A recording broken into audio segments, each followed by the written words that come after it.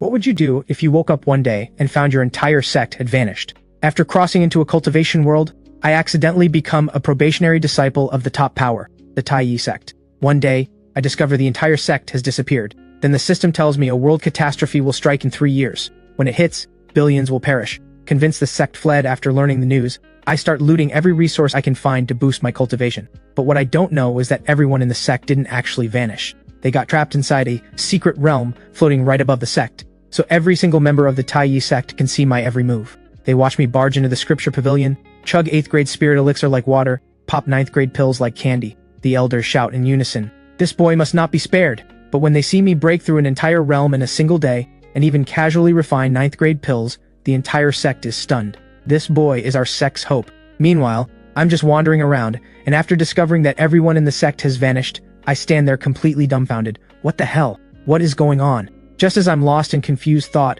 a cold mechanical voice rings inside my head. Ding! Ultimate survival system, binding complete. Detected, the player's world will undergo a world catastrophe in 1020 to 4 days, resulting in the deaths of trillions of living beings. Only by reaching the celestial sovereign realm can the player secure a chance of survival. This system will do everything in its power to help the player survive the world catastrophe. Hearing this, my jaw drops.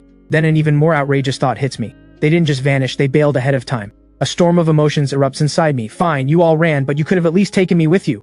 I didn't even get on the bus. So I asked the system, "Yo sis bro, what can you do?" Just so we're clear, this modern body of mine has almost zero cultivation talent. If you're counting on me, we're both toast. The system responds immediately, player. This system's primary function is to assist in cultivation. It will guide the player step by step to become a powerhouse. Now issuing a beginner-guided quest. Travel to the sect's Scripture Pavilion and check in. This guided quest is highly difficult. Upon completion, the player will receive a 10,000-fold talent boost as a reward. My whole body trembles. I never expected the system's reward to be this insane. The Scripture Pavilion is a restricted area of the sect. As an outer disciple, I have no right to even go near it. But now the sect is completely empty. This quest has zero difficulty for me. I set off immediately. Meanwhile, in the endless void above the Taiyi sect, every disciple and elder is trapped. This place is called the Taiyi Void Realm. It was originally a once-a-decade cultivation ground for the sect's disciples. This time, the elders brought the disciples here for training. Just as they were about to leave, they discovered the exit had sealed shut. The disciples are still meditating with their eyes closed, completely unaware of the crisis. But the sect leaders' faces are grim. Sect leader Thalon speaks in a steady voice. "Everyone, the Taiyi Void Realm has existed for countless ages. Perhaps some spatial structures have simply loosened. Let us wait for the Grand Elders to repair them." Hearing this, everyone looks toward the dome above. 3 Grand Elders sit cross-legged in the void, jointly inspecting the space. Each of them possesses world-shaking power. As long as they are here, this realm malfunction will be resolved. The leader's expressions ease considerably. Then Thalon speaks again. "The Grand Elders are working on it. Let us also think whether there is any clever plan to help us escape." Elder Soren of Divination Peak speaks first. "If I recall correctly, not all disciples entered the realm. One person stayed behind.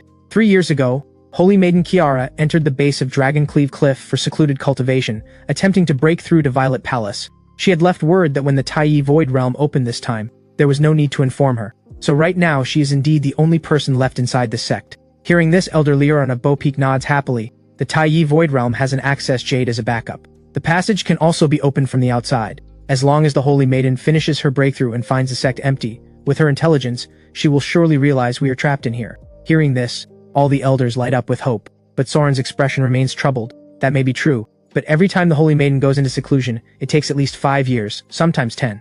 And this time, she's pushing for Violet Palace, so it may take 20 years before she emerges. The smiles freeze on every leader's face. Thalen pauses, then sighs, "Forget it. Let us first check on things down below. Perhaps the Holy Maiden has already finished." He presses 2 fingers together and casts a spell to make the barrier transparent, allowing them to see the outside world. Then an elder points in surprise. "Look! Why is someone standing at the outer peak entrance?" Hearing this, everyone follows where he is pointing, and sure enough, they spot someone on a mountain peak. He is wearing the robes of an outer gate probationary disciple, hands behind his back, strolling into a mission hall at the outer peak. He places his disciple token against the unguarded Guardian Steely, and starts pumping contribution points into his account like crazy. Seeing this, the elder who manages the mission hall roars in fury. "Outrageous! This boy dares to steal contribution points while the sect is empty. Has he no shame at all?" Thalon flicks his sleeve with a cold snort. "This boy's character is utterly despicable. He is not worthy of the Taiyi sect, but I have no idea any of this is happening." Watching my contribution points climb higher and higher, I feel deeply satisfied. Everyone ran away anyway, so it's just me now. We are all friends here. Taking a little won't hurt. Even if the elders find out, can they really blame me? But directly above my head in the Taiyi Void Realm, the Mission Hall Elder is screaming at the top of his lungs. Absolutely shameless. Skin thicker than a castle wall. He has already taken 100,000 and he still won't stop. This boy is a complete scoundrel. Thalan summons the Outer Peak Steward. Yenrik, do you recognize this person? Yenrik looks at the figure below, thinks for a moment, then his eyes widen, reporting to the Sect Leader, this person's name is Kyle. Half a year ago he crossed the Wildwood Expanse to reach our sect. Seeing how determined his heart for the Tao was, I admitted him according to sect rules. Thalan waves his hand dismissively. Determined heart for the Tao? Look at his character. The moment he sees the sect is empty, he helps himself to everything. Stuck in this realm, I cannot even punish you. Once we get out, go to the discipline hall and receive 300 lashes yourself. Hearing this, Yenrik quickly bows and steps back. The Peak Master of Teaching Peak watches me from above, shaking his head non-stop. Meanwhile, after scooping up a full 1,000,000 contribution points in one go, I happily wave my token. This should last me a while. Then I head straight for the dock, use my token to activate a skyship parked at the dock, and reach Teaching Peak in just half an hour. The Peak Master of Teaching Peak sees me coming and immediately knows I am headed for the Scripture Pavilion. He raises an eyebrow. This kid isn't stupid, but he vastly overestimates himself. In our Scripture Pavilion, only the first floor can be unlocked with contribution points. Every other floor requires pure talent. The best techniques and arts are stored on the upper floors. Back when Holy Maiden Kiara chose her technique, relying on her Dawn Radiance Tao body, she reached the 8th floor directly, on par with Holy Son Lysander. This little thief has garbage talent. He will probably struggle even with the techniques on the first floor. Harsh words, but every bit of it is true. The Scripture Pavilion of the Taiyi sect holds a vast array of formation rules and techniques. To climb its floors, one must rely on innate talent detected by the pavilion itself. The Tao ancestor laid down laws that precisely match a cultivator's aptitude. In a million years, no one has ever reached the 9th floor. Just as the elders are lost in thought, I have already landed at the Scripture Pavilion. When I tap my token against the stone steely at the entrance, 10,000 contribution points vanish instantly. Then the system's notification sounds in my ear. Ding. Player has arrived at the Scripture Pavilion. Guided quest complete. Reward has been issued. Now issuing a new beginner guided quest. Cultivate any technique and enter the body tempering realm. Upon completion, the player will receive a martial skill mastery token. Using this token will allow one martial skill to reach the beginner mastery level within a single day. I squint with suspicion. The reward was issued? I don't feel anything different. Is this really a 10,000-fold talent boost? Sis bro, are you messing with me? Since the system gives no reply, I have no choice but to test it out myself. I casually pick up a book, and to my shock, I understand its entire contents at a single glance. Even the technique's core, which had been impossible to grasp before, becomes crystal clear in an instant. Once I confirm it, I am overjoyed. The talent boost is real. Choosing a body tempering technique is absolutely critical. This is the foundation building realm. Now that my talent is boosted 10,000-fold, I need to train with the very best. The first floor techniques are beneath me now. I have only one thought in my mind: go upstairs. Meanwhile, in the Taiyi Void Realm, the elders are already making comments. He has entered the Scripture Pavilion. How many floors do you think he can reach? The Teaching Peak Elder lets out a cold snort. If you ask me, the unfinished basement at best. Otherwise he belongs on floor -1. Everyone laughs. But just as they are joking around, the figure on the first floor starts to move. This instantly grabs everyone's attention. What is he doing? Does he actually think he can reach the 2nd floor? This thief already stole the sect's contribution points, and now he wants higher grade techniques too? What greed. Leave him be, he will never make it past those stairs in his lifetime. Exactly. There is absolutely no chance he can climb. But before those words even fade, the figure inside the pavilion glides up to the 2nd floor without any resistance. Everyone who swore I belonged on floor -1 now sees this scene, and it feels like a slap in the face. They all quietly shut their mouths in unison. But I have no idea about the show playing out above my head. After flipping through some techniques on the 2nd floor, I find them all mediocre. The best ones are only mystic grade. Looks like I need to keep climbing. With that in mind, I head up again. The moment my figure moves, everyone above furrows their brows, but while they are still puzzled, I have already stepped onto the 3rd floor. Seeing this, everyone's interest is piqued. Most of their earlier prejudice fades away. Thalen thinks to himself, they say human nature is inherently good. If this boy truly has talent, perhaps his death sentence can be lifted. After some punishment, he can be properly guided. But just as Thalen is thinking this, he notices me climbing floor after floor, walking all the way to the 6th floor without any resistance. This completely stuns everyone. After all, many elders only reach the 6th floor in their youth. The Divination Peak Elder turns to the Teaching Peak Master Varen. Varen, could it be that your Scripture Pavilion's formation array has malfunctioned? Varen immediately shakes his head. Impossible. The Scripture Pavilion was built by the Taiyi Tao ancestor himself. Unlike the Taiyi Void Realm today, there is no interference. Its formation cannot have failed. Hearing this, the Divination Peak Elder raises an eyebrow. Then how do you explain Kyle reaching the 6th floor? Varen has no answer. After all, I have been cultivating for half a year and cannot even touch the threshold of body tempering. Yet I waltzed up to the 6th floor. Everyone is baffled. They figure that if I had this kind of aptitude, it would be impossible to hide. Even with minimal effort, I should have built a solid foundation. With a special physique, I could have entered the Tao automatically. This situation defies all logic. But Thalon is not thinking about any of that. Instead, seeing this scene stirs a desire to nurture talent.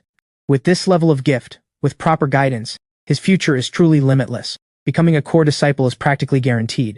As for the stolen contribution points, he is just a lowly mortal. Not knowing the sect's rules is perfectly understandable. From a mortal's perspective, if the entire sect suddenly vanishes, everything becomes unclaimed property. Taking some for personal use is hardly a crime. Varen strokes his beard. I have observed that Kyle has a resilient character, quite the gentleman's bearing. Even when facing a suddenly deserted sect, he remains calm and composed. This is the mark of a hero. As the saying goes, a man with wisdom in his chest and calm on his face can be entrusted as a general. Such raw, unpolished talent, with just a little shaping, will become another pillar of the sect. I know everyone is busy. So once we escape, I, Varen, am willing to take on the burden and accept Kyle as my personal disciple, guiding him myself. Hearing this, every core disciple's face fills with envy. After all, the Taiyi sect has thousands of disciples. Outer disciples never even get to meet the teaching peak master. Only inner and core disciples can attend his lectures once a month. A select few top core disciples might get individual guidance from a peak master, but none of that compares to becoming a peak master's personal disciple. Unlike the envious core disciples, the elders from other peaks roll their eyes. That sly old fox changed his tune real fast. Then Dorgan, peak master of Artisan Peak, steps forward. He turns to Varen. Varen, you really have an eye for talent. Though I'm no expert, I have also observed this boy. Both his character and his aptitude are top tier. With proper training, he will surely rank among the core disciples. However, Varen, there is one thing I must disagree with you on. Think about how hard you have worked for the sect all these years. Teaching countless disciples every day is exhausting enough, and on top of that, you give individual lessons to core disciples. We all see your sacrifice, even if we never say it out loud. We are all still right here, and yet you want to take on even more, adding another disciple to your workload? Isn't that a slap in our faces? So regarding today's matter of taking a disciple, I absolutely will not allow it. Varen, you just sit this one out. As for teaching Kale, I will handle it. Now Dorgan's speech, the first half moves Varen to near tears, but by the second half he realizes Dorgan is trying to steal his disciple, and there is no way he will hand over this prize. So he squeezes out a few tears. Dorgan, you have looked after me since we were young. Over these thousands of years I owe you more than I can count. Today, it is finally time I repay you. It's not that I'm being stubborn, but Artisan Peak is far too specialized. Forging artifacts, crafting talismans, which of those doesn't require extraordinary talent? Kyle only has good cultivation aptitude. He may not be any good at forging or talisman craft. If he turns out to be a dull one, wouldn't that burden you with even more work? Artisan Peak is already swamped. Adding Kyle's training on top of that, am I supposed to just stand by and watch you work yourself to death? So when it comes to taking Kyle as a disciple, it is my duty to step up. Dorgan catches the hidden meaning and is instantly furious. You sneaky little Varen, you will throw away every shred of decency just to steal my disciple. He is about to fire back when from the side a woman's voice cuts in. You two, why fight over something so small? Don't ruin the harmony between us. Everyone turns toward the voice. A beautiful woman in a purple Dao robe approaches. She is none other than the master of combat, the peak master of Sword Peak Yuvail. Dorgan and Varen bow respectfully. Greetings, Yuvail. Seeing this, Thalon silently sighs in relief. Thank goodness Yuvail has some sense. She stopped these two old fools at just the right moment. Otherwise, this scene in front of all the disciples would be embarrassing. He is feeling relieved, but the very next second, Yuvail turns to them with a radiant smile. Why not just send Kyle to my Sword Peak? I have been wanting to take on a personal disciple lately. I just couldn't find the right candidate until now. The moment she says this, Thalon's eyelids twitch violently, and the two elders freeze in place. Seeing Yuvail join the fight for Kyle, even more elders start feeling tempted. The core disciples begin to whisper among themselves. Even Elder Yuvail wants Kyle as her disciple. Oh my god, 3 peak masters are fighting over one person, and the others are itching to join in. Is Kyle really that good? So jealous. Sword Peak is the sect's #1 combat division. Who in the central province has not heard of the Taiyi sword name? I also have 6th floor aptitude, so why can't Elder Yuvail take me? This kind of thing isn't just about compatibility, it's also about timing. Kyle is just incredibly lucky. And honestly, today everyone is trapped inside this secret realm, forced to watch his every move. Even the smallest action gets magnified 100-fold. Of course that catches Elder Yuvail's eye. Meanwhile, on the elder side, Varen and Dorgan go quiet. They exchange glances, silently scheming together. But after all their eye signaling, neither one dares to challenge Yuvail. Just as the two of them keep going back and forth, and other elders are debating whether to step in, an inner gate steward rushes in with a report. The other disciples in the realm are getting restless, because they cannot leave. Thalon considers for a moment, then decides to tell everyone the truth. He also makes the realm's barrier transparent, allowing every disciple to see what is happening in the outside world, using it to redirect everyone's attention.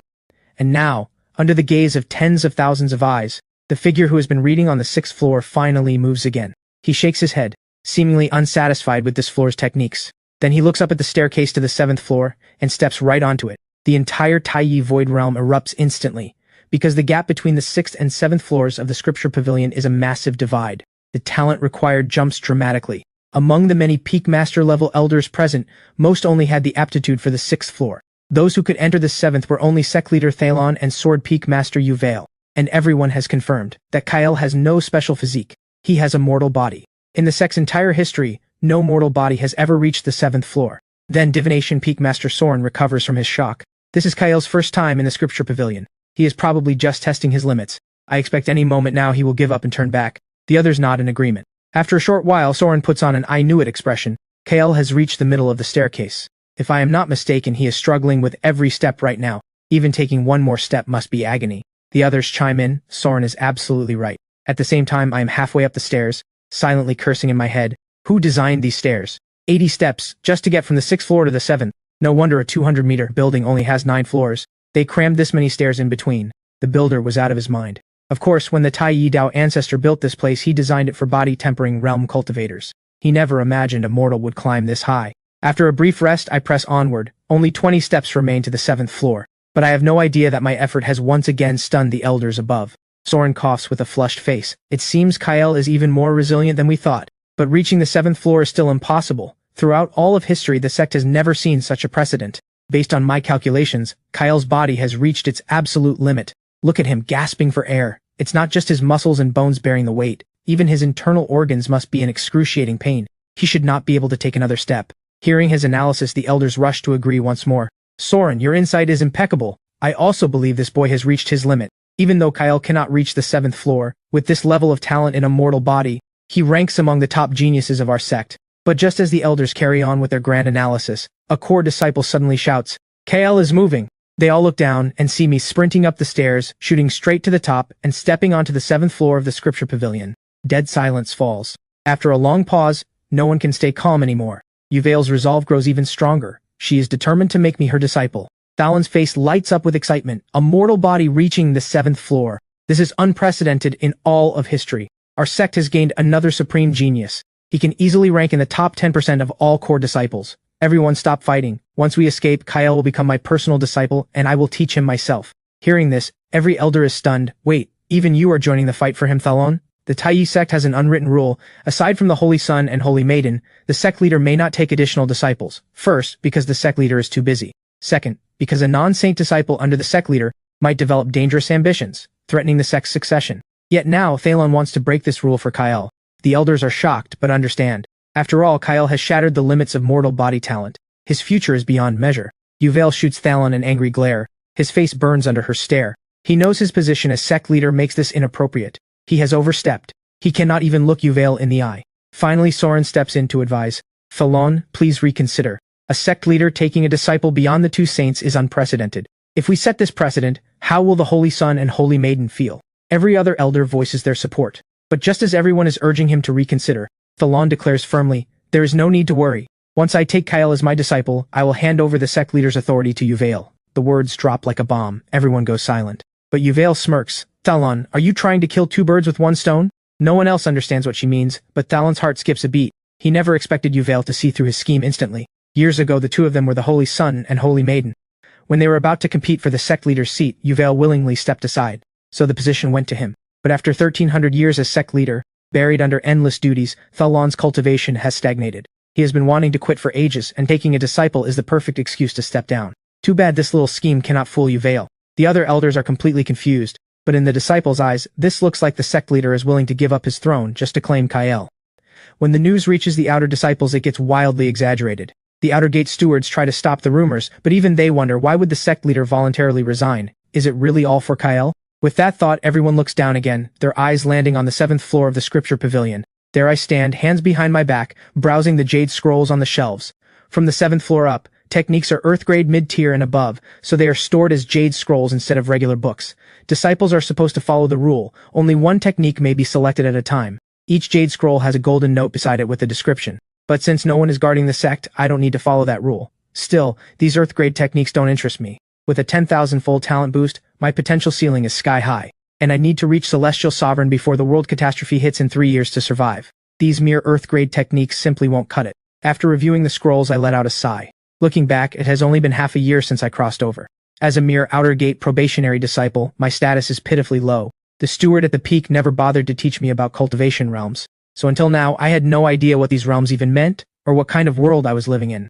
Only after walking through the Scripture Pavilion do I realize with shock, this is a high-powered martial and mystical world. Humanity, through sheer willpower and relentless development of the human body, created the martial cultivation system and became the rulers of this world. Martial cultivation is divided into 3 great stages, with nearly impossible barriers between them. The first stage is the key to transforming from mortal to cultivator, with body tempering as the foundation. The second stage, once mastered, allows one to attempt the Tao anchoring barrier. A Tao anchoring master can live as long as the heavens, and a celestial sovereign is among the rarest beings in existence. Recalling everything I have read, I feel deeply shaken.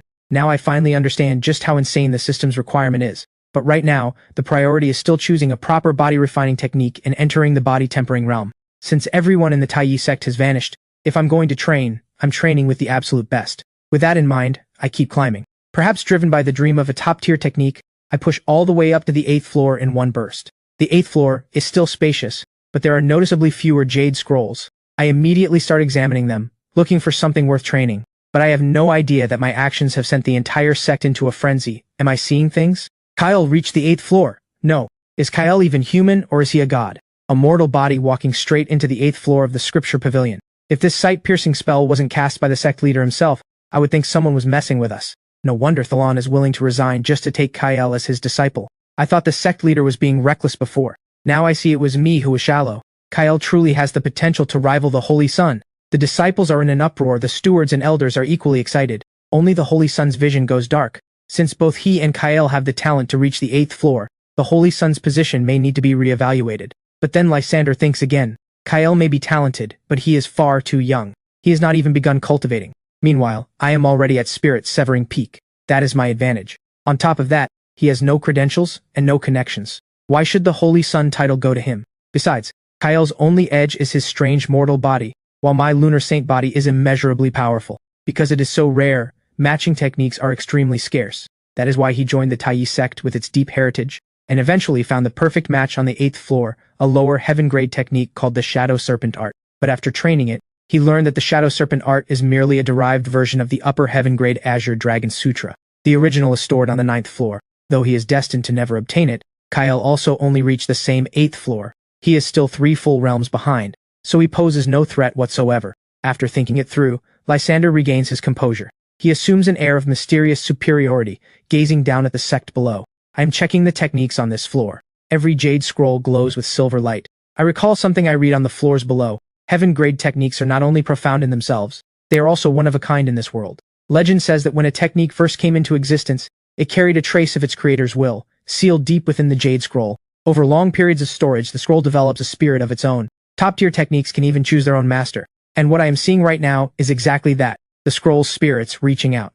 After one full lap, the brightest scroll catches my eye. I pick it up and examine it closely. The Shadow Serpent Art is certainly impressive, but I have no interest in spiritual cultivation techniques. I toss it aside. What I don't realize is that this single action makes the Holy Sun so furious that his eyelid twitches.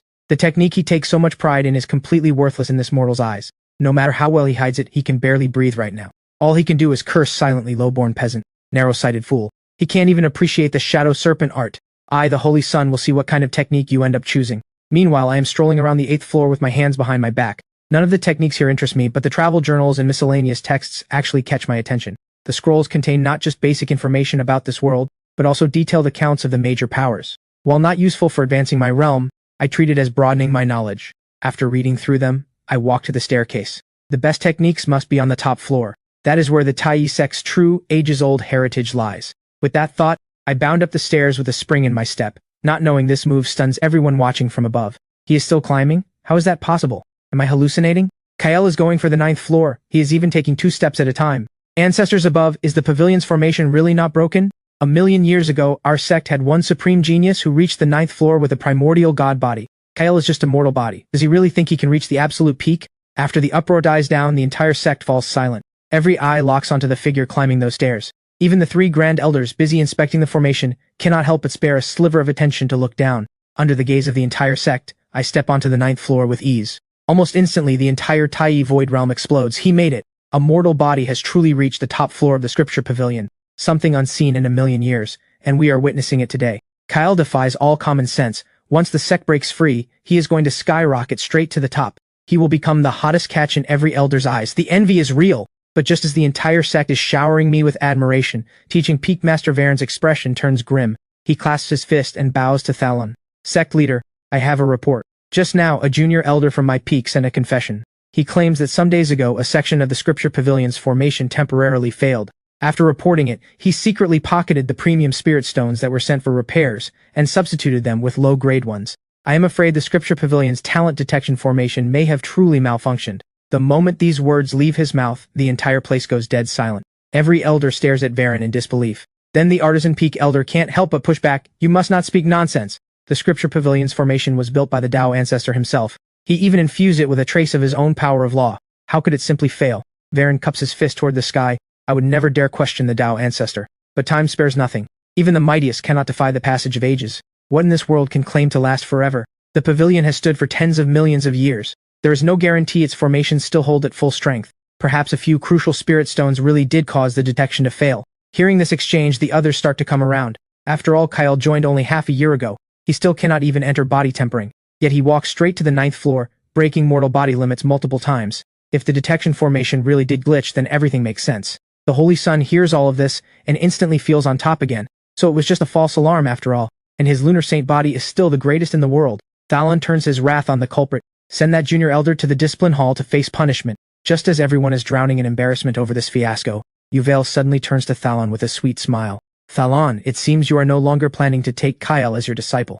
Since you've changed your mind, then this disciple is mine. The instant she says this, everyone freezes. After a beat, Thalon snaps back to his senses. Kyle's talent doesn't seem fake. Hearing this, Varen quickly presses. Can you confirm the detection formation is not broken? Thalon exhales. I cannot confirm that. But what happened today we were looking at all wrong. Because judging someone's talent does not require the pavilion's formation at all. The jade scrolls on the 7th and 8th floors are the proof. These words hit like thunder. Everyone suddenly recalls the moment I stepped onto the 8th floor. Every single jade scroll burst into radiant light. That was the heaven grade techniques acknowledging me. Once this clicks, the elders flip again. Heaven bless our sect. Thank goodness it wasn't a false alarm. I always knew KL had the aura of a supreme genius. It never looked fake. KL is the Taiyi sect's ultimate prodigy. Watching this spectacle, the core disciples' mouths twitch, their minds racing. First you say it's fake, then you say it's real. Are you messing with us? Can you please just pick one? Meanwhile, the one being called a prodigy, me, has just arrived on the 9th floor and begins calmly surveying my surroundings. The 9th floor of the Scripture Pavilion has no bookshelves or miscellaneous texts.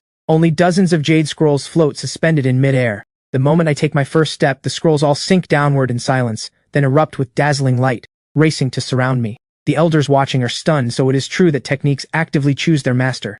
That saying is not just words. Lysander's eyes immediately lock onto the Azure Dragon Sutra. It trails behind me like a puppy, but I completely ignore it. This drives the Holy Sun mad with rage. Thalon cannot help but marvel, so this is what a mortal body with limitless potential looks like. His future truly knows no bounds. In a daze, Thalon can almost see a future legend being born. Multiple training plans already form in his mind. With that, he steps forward and bows toward the depths of the Taiyi Void Realm. I address the 3 Grand Elders. Kyle's talent is extraordinary. I wish to place him in the sect sequence ranking, with a status above both the Holy Sun and Holy Maiden. Once we escape, the sect will pour everything into training him. The moment these words are spoken, the room trembles. The elders all sigh deeply, so Thalon has made that choice after all. The sect sequence was an ancient wartime training system. Promising disciples were placed into a rank sequence, forced to compete against each other. The final victor would become first sequence, standing above all disciples, with access to the sect's full resources.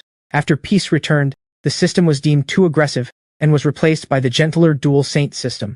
Now Thalon is reviving the sequence, which clearly means he sees Kyle as the sect's successor. The Holy Sun tenses up, but the 3 Grand Elders do not respond immediately. They seem to be deliberating among themselves. Everyone waits for their verdict. But just then, a commotion erupts from the outer area. The elders sweep the area with their spiritual sense and discover Kyle is making another move. Just as I am about to choose a technique, the system's voice suddenly rings out. Congratulations, player! You have reached the top floor of the Sect Scripture Pavilion. Mortal body limit broken. Bonus guided quest reward triggered. One-time fusion token. I blink in surprise. But after a quick explanation, I understand what this token does. It can fuse multiple techniques into an advanced new one. But the success rate drops as the technique's grade increases. And since each heaven-grade technique is one of a kind in this world, fusing them requires destroying the original Jade Scrolls.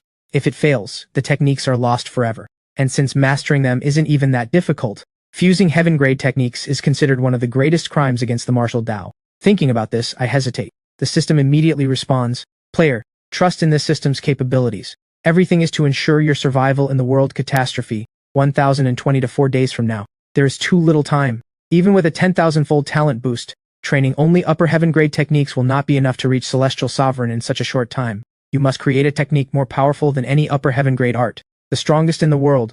Only then will you have a chance at survival." My heart pounds wildly. Since the system has already paved the way, what reason do I have to hold back? Following the fusion rite procedure I learned inside the pavilion, I begin the process. The very next second, every heaven-grade jade scroll on this floor surges toward the swirling white vortex in front of me. The system chimes, one-time fusion token successfully used. What I don't realize is that right now, in the Tai void realm above, every elder is staring at me with fury in their eyes. Thalan's eyes burn with killing intent. Kyle has severed the Tai legacy. His crime is unforgivable. He must die. Then Elder Yorith of Justice Peak steps forward. "Sect Leader, I suspect Kyle may be a spy planted by a rival power. Why else would he commit such an act to destroy our sect's heritage?" Then an elder from Herb Peak adds coldly, "Spy or fool, it doesn't matter. He has already destroyed our legacy. If we don't grind his bones to dust, how can we face the world?" Yuvail sighs softly, a trace of regret in her heart. Fusing all 37 upper heaven grade techniques into one, the success rate is virtually zero. It seems this mortal body prodigy has no chance of recovery. The disciples, inner and outer alike, rage. He fused every upper heaven grade technique in the pavilion. How could he dare? The Tai sect may not be a kingdom, but it is still a community. Since he joined this sect, learned our techniques and trained under our roof, even if he isn't grateful, he shouldn't stab us in the back. And to think I just considered Kyle someone great, I was practically worshipping him. Now I see I was blind. Kyle is a criminal for the ages. Meanwhile, the Holy Sun listens to the curses flying around him, looking almost dazed. What just happened? 1 second ago Kyle was the sect leader's hand-picked sequence candidate. The next second he is public enemy number 1. And Lysander himself didn't even lift a finger, yet he has gone from total defeat to a complete comeback. A smirk creeps onto his face. But just as he is about to savor the moment, he remembers how every twist so far has reversed itself. Could this be yet another fake-out? So he holds back and decides to keep watching. He first glances at the sect below. Kyle stands with his arms cradling the air, still performing the fusion rite. The 37 jade scrolls have been almost entirely consumed. The Holy Sun quietly relaxes. Then he looks toward the sect leader. At that very moment, a massive blurred face made of spiritual energy materializes in the sky above, its overwhelming presence blanketing the entire realm. Thalon looks tiny beneath it. The next second, the colossal face speaks a single word. Out! It seems a grand elder has truly lost his temper. Kyle is as good as dead. But just as the Holy Sun is secretly celebrating, a brilliant golden lotus of spiritual energy erupts from the top of the Scripture Pavilion. Endless radiant light pierces through the clouds, cascading downward in layers of heavenly splendor around the 9th floor. Seeing this, the entire Tai sect freezes. Thalon stares at the figure below in disbelief. A mere mortal fused 37 upper heaven grade techniques, and actually succeeded? While he is still in shock, a calm, steady voice speaks. When a supreme art is born, a heavenly spectacle always follows. Just as forging a 9th grade pill, or crafting a legendary weapon, draws the favor of the heavenly Tao, which sends down 1,000 rays of light in celebration. Thalon looks up and sees the colossal face dissolve into a streak of light. In an instant it descends before him and solidifies into a white-haired figure. This is Grand Elder Lazran. Thalon bows hastily. Greetings, Grand Elder. Lazran waves casually, no need for formalities. Then his gaze falls to the scene below. This boy is truly remarkable. He has no cultivation, and has never trained in any of these 37 upper heaven grade techniques. Yet somehow he understands the essence of every single one. And before the fusion is even complete, the heavens have already sent down signs of celebration. Could it be that this world truly has a once-in-an-eternity genius? Hearing these words, Thalon's heart stirs. He lowers his voice. Could this boy be a reincarnation of a great power? Or perhaps possessed by an old monster? Lazran thinks briefly and shakes his head. No. After reaching Tao anchoring, as long as one's Tao endures, the person endures. If their Tao still exists, why would they need to possess another? On the other hand, if their Tao has faded and their soul has perished, there would be no chance of reincarnation or possession at all. Extraordinary people do extraordinary things. No need for alarm. Hearing this exchange, every elder and disciple trembles. KL is truly something else. He had just committed a crime punishable by death, and yet he actually pulled off the fusion rite. Even a grand elder came down personally to inspect the result, and confirmed that he is neither possessed nor reincarnated. He succeeded purely through his own martial talent. This is truly beyond comprehension. Just then, Elder Yorith of Justice Peak suddenly speaks up. If I may ask the Grand Elder, are we still going to kill Kyle? Thalon snaps furiously. Yorith, watch your tongue. Kyle is the Tai sect's supreme genius and our future hope. When did the Grand Elder ever say he should be killed? Yorith's body goes rigid. He opens his mouth to say something, but Soren beside him frantically tugs at his sleeve. Yorith sheepishly steps back and cautiously glances at the Grand Elder. Lazaren's expression remains unchanged. He doesn't spare the elders a second look. His attention is fixed on the Scripture Pavilion. When he sees the fusion complete and a brand new jade scroll emerge from the white mist swirling at Kyle's chest, a flash of solemnity crosses his face. Then his voice echoes throughout the entire Taiyi Void realm. Outer Gate probationary disciple Kyle. Virtuous in character, supreme in talent. He is the first disciple in 1,000,000 years to reach the top of the Scripture Pavilion. By this decree, he is granted sect sequence status, ranking above both saints, as the head of all outer, inner, and core disciples. This decree takes effect the moment we escape this realm. The instant these words ring out, every single disciple is floored. After a brief moment of silence, the Taiyi Void realm erupts into deafening chaos. I am such a fool. I actually dared to question Kyle fusing 37 upper heaven grade techniques. Who in all of history has ever pulled that off? Kyle really had us fooled with that fake out. He scared us half to death, trading every technique on the top floor for one fusion upgrade. You can't call that a bad deal, but its significance is enormous, because the world's first technique that surpasses upper heaven grade was born right here in the Taiyi sect. Over 100,000 disciples flipped their stance in unison. Meanwhile, my reputation soaring once again, I gaze happily at the jade scroll floating before me. The fusion rite worked. The one-time fusion token is incredible. While I was casting the rite, I actually learned all 37 techniques completely. With the system backing me up, this supreme heaven-grade technique is born. It combines the strengths of all 37 upper heaven-grade arts, encompassing everything, yet it is compatible only with a mortal body. And because its talent requirement is so extreme, only I can cultivate it. Once all the heavenly signs fade, I reach forward and grip the jade scroll in my hand. Then I let out a soft sigh. Plans really can't keep up with changes. I originally wanted to find a body tempering technique to start with, but I accidentally triggered the floor climbing reward and fused an entirely new all-encompassing technique.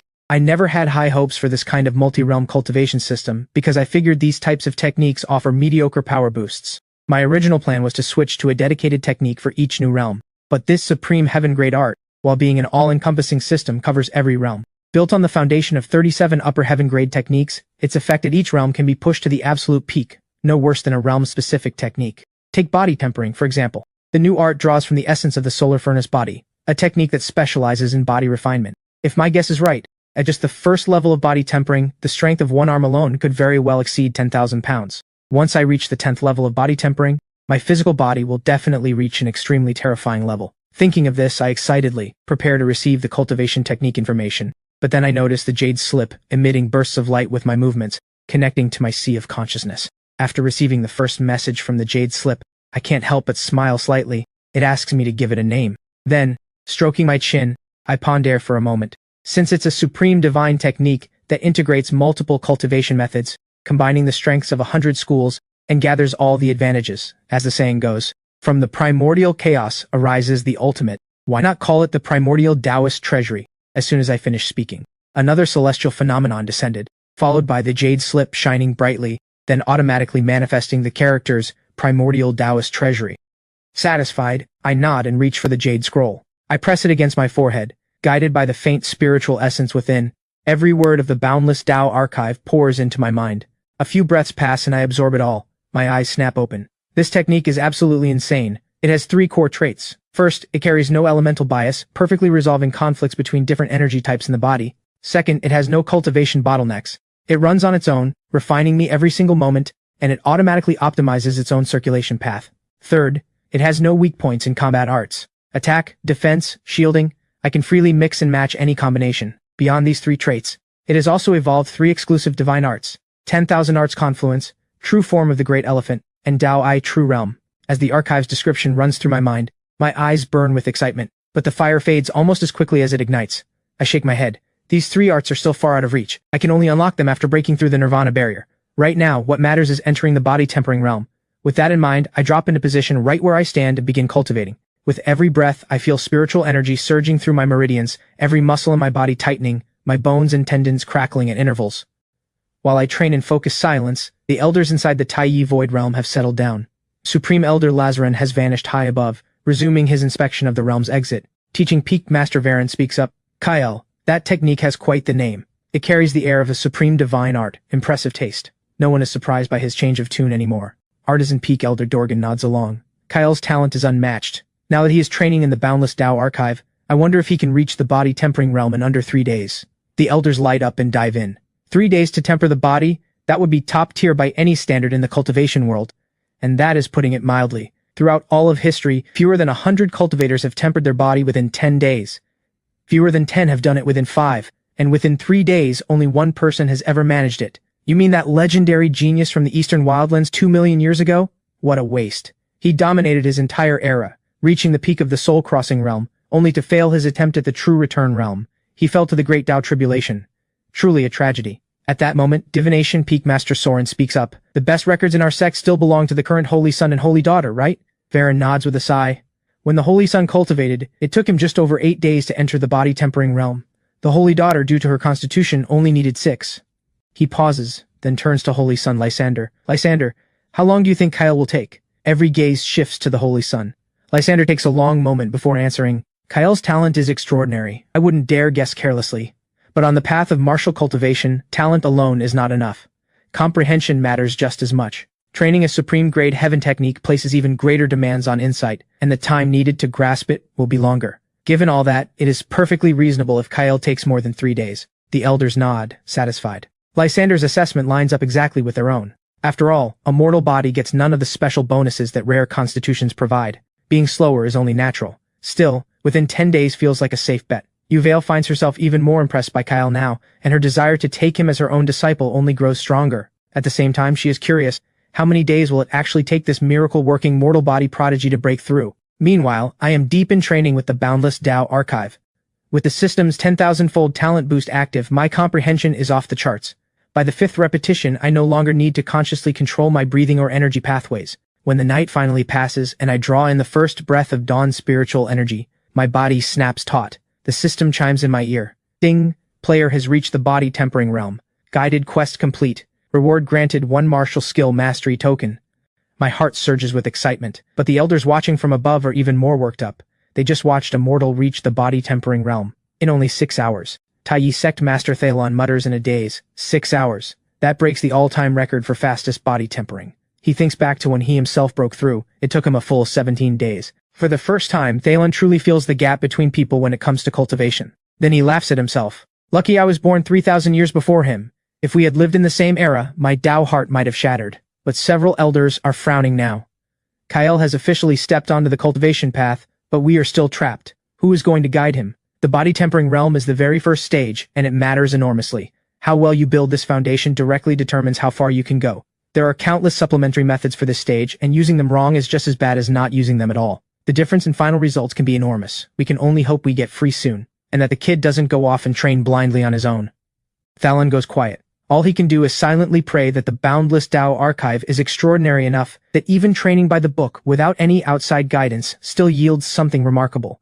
Unlike the worried elders, train through the entire night and feel absolutely incredible. I stretch my arms with barely contained excitement. Half a year since I crossed over, and I have finally touched the transcendent. I am no longer just a mortal. After a moment to adjust to the feeling, I curl my fist, curious. Let's see where my strength actually stands. If someone trained with the Solar Furnace body art, their single-arm strength after body tempering would reach 9,200 pounds. Pair that with a rare constitution, and 10,000 is no problem. I have a mortal body, but the Boundless Tao Archive is on a completely different level. Breaking 10,000 pounds should be easy, I just don't know what my ceiling is. After a moment's thought, I decide to head to the training hall and test it.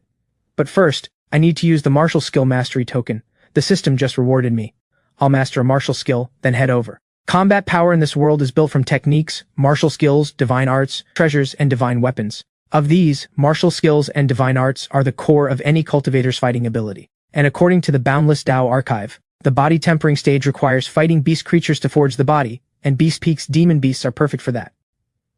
I pace the 9th floor of the Scripture Pavilion, scanning through upper heaven-grade martial skill jade scrolls. The Taiyi dust whisk palm, flowing and graceful, like a sage brushing away dust. Not really my style. The heaven-severing finger, that one looks solid, but using finger strikes against demon beasts doesn't feel reliable enough. Maybe. I'll keep it in mind. I keep browsing until I stop in front of a hovering jade scroll. The spiritual energy radiating from this scroll seems to pulse and respond to everything around it. I read the description beside it. 5 Sacred Mountain Fist, upper heaven-grade martial skill. Channels the soul of the world's sacred peaks through the intent of each strike. Every punch lands like a mountain descending, immense and unyielding, suppressing all in its path. Warning, this technique requires a solid foundation. Only those who have reached body tempering first layer with strength exceeding 10,000 pounds may practice it. I finish reading and feel a wave of pure joy surge through me. Now that is a fist art built for dominance. It might as well have been made for me. The 5 sacred mountains of this world are nothing like what I knew before. They are not just massive and towering, they are laced with countless spiritual and mineral veins, nourishing countless living beings. This technique claims that at its peak, it can summon the mountain souls of all 5 peaks to suppress anything in the world. There's some exaggeration in that, but the power is not to be underestimated. After all, a martial skill scales with cultivation level. In the hands of a body-tempering cultivator, it's barely a scratch, but a peak soul-crossing master unleashing it could level the heavens and shatter the earth, maybe even sink an entire continent with a single blow. The more I think about it, the more excited I get. I press the jade scroll against my forehead, and the secrets of the fist art and cultivation insights flood into my mind. A few breaths later, I pull it away with a satisfied smile. I don't rush to use the mastery token just yet. Instead, I head out of the Scripture Pavilion with a light step, jump onto my sky skiff, and make straight for the training hall at Teaching Peak. Up above, when the elders see me pick the 5 sacred mountain fist, their brows knit together almost in unison. Why would Kyle choose that? The 5 sacred mountain fist has sat in the Scripture Pavilion for millions of years. Plenty of people have tried to master it, but the only success story seems to be the 32nd Sect Master. Correct.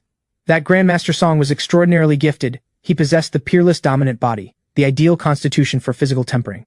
After he brought the 5 sacred mountain fist to full mastery, he was unrivaled across the entire world.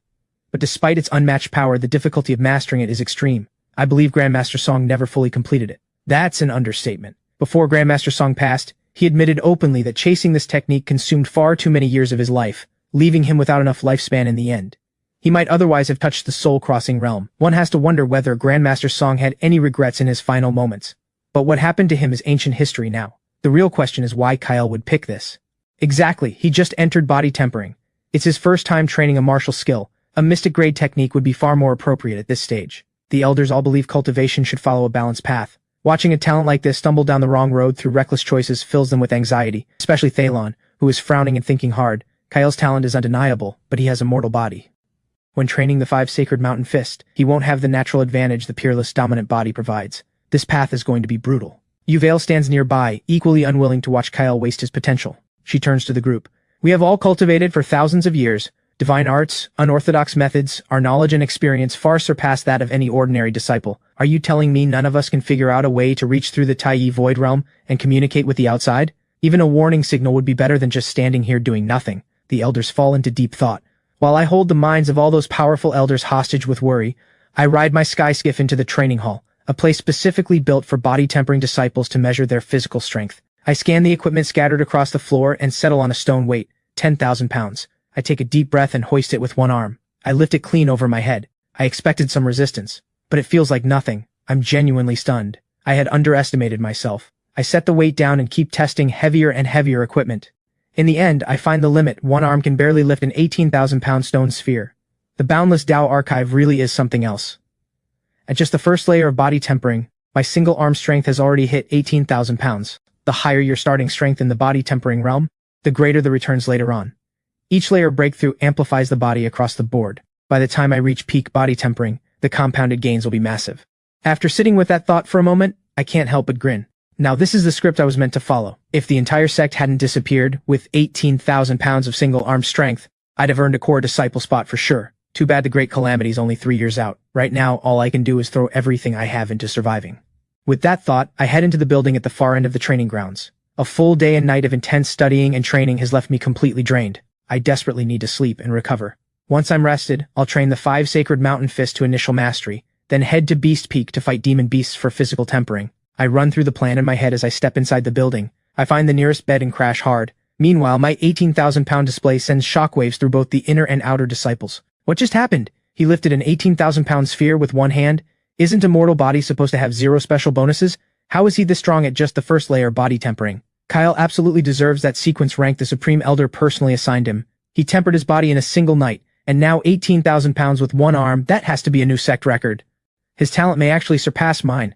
Whoever said top-tier geniuses can only come from prestigious clans and holy grounds? Kyle is the model every outer disciple should aspire to. But as night deepens and I fall asleep, the crowd loses its focus. The boredom starts to creep in. Core and inner disciples having trained for decades can endure the weight. But the outer disciples start getting restless. They start chatting among themselves, and somehow the conversation always circles back to me. Yesterday felt like a dream. I'd never seen a celestial phenomenon before. And the wild part is, it was triggered by a mortal. Why didn't Kyle come with us into the Tai Void Realm? Who knows, I bet he has no idea where we went. So from Kyle's perspective, he just woke up and the entire sect had vanished without a trace. Lucky him, with the whole sect empty he can use whatever he wants. True, and the Supreme Elder even gave him a sequence rank. With a status like that, even if he tore the whole sect apart once we get out, Thalen probably wouldn't say a word, might even compliment his strength. What if we never get out? Then Kyle is in for a rough time. One person alone in a sect this massive, with no one to talk to, not even a pet. A few months might be fine, but years, decades, anyone would go insane. An Outer Peak Elder supervisor overhears this exchange and rolls his eyes. You bunch of idiots. If we truly can't get out, who knows how Kyle would feel, but we'd be the ones losing our minds first. Besides, all 3 Supreme Elders are here with us. There's no way we stay trapped. He quietly glances up toward the depths of the Void Realm, and for some reason, a quiet unease settles in his chest. Deep at the center of the Tai Void Realm, the sect's leadership isn't worried about escaping. They're urgently trying to find a way to contact Kyle and stop him from wasting time on the 5 sacred mountain fist. Varen paces with a furrowed brow. Transmitting sound via spiritual energy blocked. Sending warnings through celestial signs also blocked. What else is there? For half the night, the elders of all 12 peaks have been throwing out ideas, but not a single one holds up. The root of the problem is the Tai Void Realm's barrier laws. They are simply too powerful. The boundary separating this realm from the outside world is beyond anything at their level to breach. Yuvail pulls a petal-adorned sword from her storage ring and sighs. What a shame my Blossom Burial sword got pulled in here with me. If it were outside, I might have been able to control it remotely and catch Kyle's attention. Hearing this, Soul Anchor Peak Master Draven's eyes light up. Everyone, Yuvail just reminded me of something. What if we try to remotely control one of the puppet beasts still inside the sect? Eyes light up across the room because puppetry art works by splitting one's spiritual sense and embedding it into the puppet for control. This kind of split-sense technique carries an extremely high priority, comparable to a blood-bonded weapon. Even across vast distances, formation barriers can't completely block the connection. Artisan Peak Elder Dorgan looks at him eagerly. Draven, hurry up and try to connect with that pile of scrap metal of yours. Before Draven can even react, Varen cuts in with a frown looking at Dorgan. Dorgan, why do you keep poking at Draven's weak spots? If you already think they're worthless, just keep it to yourself. Why say it out loud? Thalen has had enough. Varen, you two, stop talking. Draven straightens and gives a stiff bow to Thalen. Sectmaster, I'll begin. Thalen nods with anticipation. Go ahead. Don't hold back. Failure is fine. Draven nods, then presses 2 fingers together and quietly activates his divine art technique. The elders watch as a strain on his face grows, his complexion turning pale. After quite a while, Draven suddenly releases the technique, gasping and wiping sweat from his forehead. Seeing this, Yuvail steps forward quickly. Draven, what happened? Draven shakes his head. The barrier laws left behind by the Tai Yi Dao ancestor are too strong. My spiritual sense commands can't push through. Everyone deflates a little. Then Draven continues. There is one exception, though. One small puppet beast faintly responded to me. It was one I made when I first started learning puppetry, a palm-sized little Cheong-Chi. It was a failed attempt, a defective beast, so I tossed it in a storage room at Soul Anchor Peak. My connection to every other higher-level puppet was completely cut off by the Tai Yi Void Realm. Perhaps driving them requires too strong a flow of spiritual sense. But this failed little beast needs almost nothing, so it got through. Being a defective reject, it can't use any spiritual energy techniques, so its capabilities are very limited. Thalen waves a hand dismissively. That's fine. As long as it can move and be controlled, that's enough. We just need to find Kyle and have your puppet beast write out the full situation on the ground. That's all it needs to do. As far as Thalen is concerned, it doesn't matter whether Draven's puppet beast can fight or transmit sound. The sect is safe, and Kyle won't be in any danger. As long as the little puppet beast can move properly under control, that counts as a success. Find Kyle, write the message on the ground, simple. Kyle will figure it out from there. The other elders think exactly the same. Yuvail smiles. Draven, hurry and send the beast to find Kyle. Once he gives up on the 5 sacred mountain fist, he can switch to my lower heaven grade Tai Yi Azure light sword. But before she even finishes, Thalen cuts in. What kind of nonsense is that? Once we reach Kyle, he's obviously learning the wood renewal art from me. It's a lower heaven grade divine art, perfectly suited to start from the body tempering stage, incredibly rare in this era. Once fully mastered, even with a single breath of life remaining, you can regenerate from nothing. Yuvail keeps her smile and replies sweetly. So Thalen's position is that our once-in-a-million-year Scripture Pavilion 9th floor genius shouldn't bother learning how to fight at all, and should instead prioritize how to survive a beating? Is that right? Watching the two of them go at it, Draven, who has been biting his tongue, steps forward. Thalen, Yuvail, please stop arguing. My little beast can't write. The room goes silent. Thalen's brow furrows. What do you mean by that? Yuvail looks equally baffled. It's a beast. It should have claws. How can it not write on the ground? Draven shuffles a little and rubs his hands together. Because I designed all 4 of its legs as round balls. You'll understand once you see it. He activates his technique and releases his spiritual sense, instantly connecting to a storage room down in the sect below. Then, to everyone's stunned disbelief, a round little metal ball rolls out of the storage room's small door and reveals its true form under the moonlight. It is a palm-sized, rust-covered metal Cheongshi. At first glance, it looks like a tin toy. Its eyes are two inlaid rubies. On its back sit a pair of wings that appear to have been stitched together from rags. Its four legs are so short they're barely visible. It wobbles when it moves, and its tail is a broken broom. Draven's face flushes red as he points at it. Look, it can barely walk. How is it supposed to write anything for Kyle? Everyone stares in silence. Soren can't hold back. Draven, what on earth did you make? If you ever had to fight someone with this thing, are you planning to make them laugh themselves to death? Draven shoots back irritably. I already told you it's a failed product. And besides, don't you think it's kind of adorable? Just as the two are about to go at each other, Talon steps in firmly. Enough. Everyone quiet. Draven, how is this thing supposed to reach Kyle? Draven explains quickly. Sect Master, even though the beast's internal formations are nearly non-functional, those wings can still be activated normally, so it does have some flight capability. Hearing this, Thalon's eyes light up. He quietly thanks his luck. It's a good thing the base form is a Cheongshi. Without those wings, this whole plan would have been a dead end. He immediately gives the order, try activating them. If it works, send it flying toward Teaching Peak. As for how to communicate with Kyle once it gets there, we'll figure that out as we go. Draven accepts the order and splits off a thread of spiritual sense to take control. The little puppet beast immediately flaps its ragged wings and takes off. Its round little body sways unsteadily in the air. The elders watch with visible concern.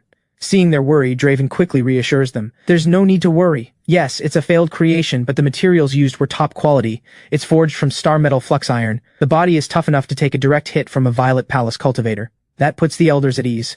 Time ticks by slowly. By the time the sun is high in the sky, I finally get up. After a quick wash, I start mentally running through my training plans as I walk into the training grounds. First I loosen up and warm up, then decide to try one round of the 5 Sacred Mountain Fist without the system's help, just to see where I stand. But before I even settle into position, I spot something in the sky not far off. A round metal lump is weaving drunkenly toward me. As it gets close, I swing my leg and kick it hard. It shoots back the way it came. At that exact moment, all the elders watching from above freeze. They watched that little puppet beast fly through the entire night, finally make it all the way to Teaching Peak, and then, before it could even properly meet Kyle, it got kicked back into the sky. Thalon recovers first. He shouts urgently, "Hurry, turn it around and send it back. We have to intercept Kyle before he starts training that fist art." Draven nods through gritted teeth. He's been controlling the scrap metal Cheongshi all night. The spiritual sense connection between them is now dangerously thin, and his control is becoming unstable. Worse, he can't push more spiritual sense into it, or it will be cut off by the Tai Void Realm's barrier wall, and the link will sever completely. All he can do is carefully follow that faint, fragile thread of response, and coax the puppet beast back to Teaching Peak as fast as possible. On the other side, I stand rubbing my chin, genuinely confused. What was that thing just now? Felt like a puppet beast. I think back to that kick, the weight of it, the brief look I got up close. The more I think about it, the more convinced I am. Puppet beasts are a rare sight in most places, but within the Tai sect, thanks to Soul Anchor Peak's presence, they're not that uncommon. When I first joined the sect, I once spotted a puppet beast at the outer peak. It was enormous. A massive iron bird forged entirely from steel and metal, carrying several core disciples who had just returned from outside the sect. I had no idea what it was at the time. I only found out by overhearing a nearby outer disciple talking about it. It left me marveling at how wildly different cultivation methods were in this world. As I recall, puppet beasts are created using a cultivator's spiritual sense, giving them a kind of awareness, similar to the Jade Scrolls in the Scripture Pavilion. Now that the entire sect is evacuated, all the puppets and mechanisms should have gone with them. Yet that little metal lump got left behind. Maybe it missed the departure just like I did, got separated from the group, then happened to find me and came looking for some company. I'm still puzzling over it, but I don't dwell on it too long. It's just a puppet beast after all. I shake my head and settle into position, ready to start training. But right at that moment, out of the corner of my eye, I catch a little metal lump appearing at the top of the training ground steps. It wobbles its way toward me, and then, thud, it slams right into my shin. I stumble from the impact. Its 4 round iron feet kick wildly in the air while its broomtail slaps the ground repeatedly. I blink, tap the top of its metal head with a finger, and hit it with 3 questions back to back. Oh, you're back, little metal lump. Are you here for a reason? Do you know what actually happened in this sect? And can you even understand me? At that exact moment, the elders watching from above can barely contain themselves. Thalon grabs Draven by the arm. Now, make the puppet respond. Draven immediately pushes his spiritual sense, but the more he rushes, the more unstable the connection becomes. The little beast below shows no reaction, and my expression starts to fall. Draven breaks into a cold sweat all over again. Yuvail, watching this, looks puzzled. It's just a nod. How is that so hard? Draven's expression turns pained. You think I don't want it to nod? After flying it all night, whatever stability was left in its internal formations is completely gone. A lot of commands just aren't getting through reliably. Dorgan pulls a disgusted face. So this piece of junk is completely useless now? Draven immediately jumps to its defense. What kind of thing is that to say? Without my little Cheung-chi, we wouldn't even have this tiny bit of contact with Kyle right now. And it's not completely helpless either, I just tested it. Nodding is too difficult, but shaking its head, that it can do. At that moment, Thalon notices Kyle is starting to lose interest, about to set the little Cheung-chi down. He shouts urgently, then make it shake now. The other elders are horrified. No, Thalon, that would only negate the curiosity Kyle just started to feel. Before Thalon can respond, Yuvail cuts in. Thalon is right, if nodding isn't possible then shake. What matters most right now is making Kyle realize this beast has intelligence, that it is not just an ordinary puppet. If Kyle keeps it close because of that, then we will always have opportunities to slowly communicate with him and guide him toward the truth. The elders all catch up at once. It doesn't really matter whether it nods or shakes right now, what matters is that it responds at all. Draven refocuses and pushes the command through. Just as I am about to toss the strange little beast aside, its metal head begins to slowly shake back and forth. I stare at it in disbelief. You actually understand me. A head shake means it really is an abandoned stray, just as lost as I am about what happened to the sect. Coming to find me was probably just because it recognized me as a sect disciple and figured staying near me meant some kind of security. Poor little thing. With that thought, I don't kick the little Cheung-chi away this time. After all, apart from me, the only thing still moving in this entire sect is this goofy little puppet. Keeping it around is at least some company. I set it back down on the ground. If you want to tag along, then stay, but I'm about to train, so step back, I don't want to accidentally hurt you. At my words, the metal Cheung-chi freezes up, seeming to process what I said. Up above in the void realm, the elders all exhale in relief. The puppet beast has successfully stayed at Kyle's side, meaning their one and only channel of communication remains open. Draven holds his technique and asks, so what do we do now? That question stumps everyone. One broken little Cheung-chi, it can't speak, can't write, can't even nod. How are they supposed to warn Kyle away from the 5 sacred mountain fist? Then suddenly Divination Peak Master Soren steps forward. I have an idea. Draven, control the beast and use its movement path across the ground, use its whole body to trace out the message we need to send. It might look strange at first, but after a few repetitions with Kyle's intelligence he'll figure it out. The idea lands immediately, every elder applauds. Draven begins operating at once, and just as Kyle settles into his stance, the rusty little puppet beast suddenly starts darting around like it's having a seizure. But since its 4 feet are round balls, it ends up rolling and tumbling more than running. Not only is Kyle completely baffled, even the elders in the Taiyi Void Realm are at a loss. Soren frowns, pointing the finger. Draven, what exactly are you doing up there? Who could possibly read that as writing? Draven fires back. Then you do it. The little Cheung-chi can barely walk straight to begin with. Now I'm supposed to make it write a whole message? The fact that it's doing anything at all is impressive. Soren is about to clap back when Thalon silences him with a look. Thalon asks calmly, Draven, what are you trying to write? Draven answers, the sect is fine. Do not train the 5 sacred mountain fist. Thalon shakes his head. Too many characters. Simplify it to just these 4, do not train. Draven immediately complies. But down below, the already chaotic movements of the scrap metal Cheung-chi haven't even finished tracing the first message before the path suddenly changes. Kyle initially writes the whole thing off as the puppet glitching out, but as he keeps watching, something about the movement pattern starts to feel deliberate. He can't help but look more closely. Are you actually trying to write something? But what does it say? Up above, every single elder erupts. Thank the heavens. Tai Yi Dao ancestor, watch over us, he figured it out. Kyle really does have an extraordinary mind. If he's already guessed the beast is writing, he'll definitely be able to read it. Draven, this is your moment. Steady that spiritual sense and write as clearly as you possibly can. Draven is under enormous pressure right now. If the little Cheung-chi's 4 stubby legs could just hold still, writing with round feet on the ground wouldn't be that hard. But the joint in each foot shifts constantly on its own, and he can't even reliably make it nod. Now he has to draw actual characters with legs that have a mind of their own. The 4 characters for Do Not Train come out hopelessly crooked, and all they can do is hope Kyle can decode the chaos. Kyle studies the puppet's movement carefully, staring for a long time, and barely manages to make something out. It really is writing. The strokes are a mess, but it's definitely trying to tell me something. I think I can see the character for want. In that same instant, as Kyle picks out that one character, the Taiyi Void Realm erupts. He got one right. Kyle's talent is terrifying. Honestly, even knowing the answer, I cannot find a single stroke that looks right in what that beast drew. And yet Kyle still managed to get one. The man is a genius. Whether it's cultivation talent or raw intelligence, Kyle stands at the very top. A talent like this is a joy to watch. We absolutely must guide him down the right path. Agreed. Whether the Taiyi sect can reclaim its glorious future rests entirely on Kyle's shoulders. Thalon exhales deeply, finally feeling some calm settle in. Kyle is sharp. If he got the character for want, there's no way he misses the simpler character for not. And once he has both, no matter how crooked the puppet beast's scrawling is, just those 2 characters, do not. Combined with where they are right now, in the training grounds, Kyle will put it together. And if this step works, everything after, explaining the situation, guiding Kyle from a distance, stops being a dream. With that thought, Thelon and Uvail and the others feel confident for the first time. Down below, after watching the beast's movements again and again, Kyle fills in the blanks himself and announces with certainty, the first character is Want. The rest is hard to read, but I think I can see a character for Train. There seem to be over 10 characters in this message, and I managed to identify 2. That's not bad at all. But what does Want Train mean? Is it trying to tell me not to slack off? The moment those words leave his mouth, the chaotic little puppet beast freezes completely.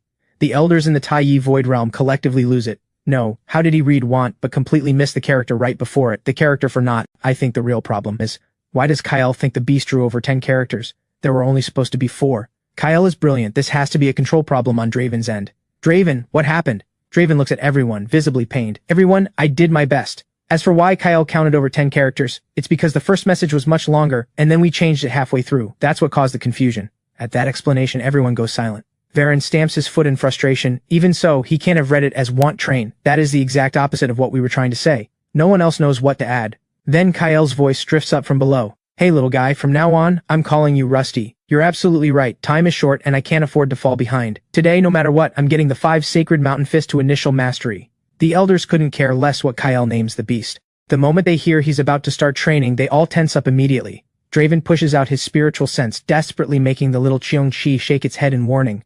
But Kyle just glances at it and chuckles. Alright, I get it, you're watching me, making sure I don't slack off. Don't worry, I'm starting right now. With that, Kyle sets his mind on everything he absorbed about the 5 Sacred Mountain Fist and begins to train in earnest. Wave after wave of presence builds around him, and the elder's last shred of hope quietly dies. It's over. Once he goes down this path, initial mastery won't come in under 20 or 30 years.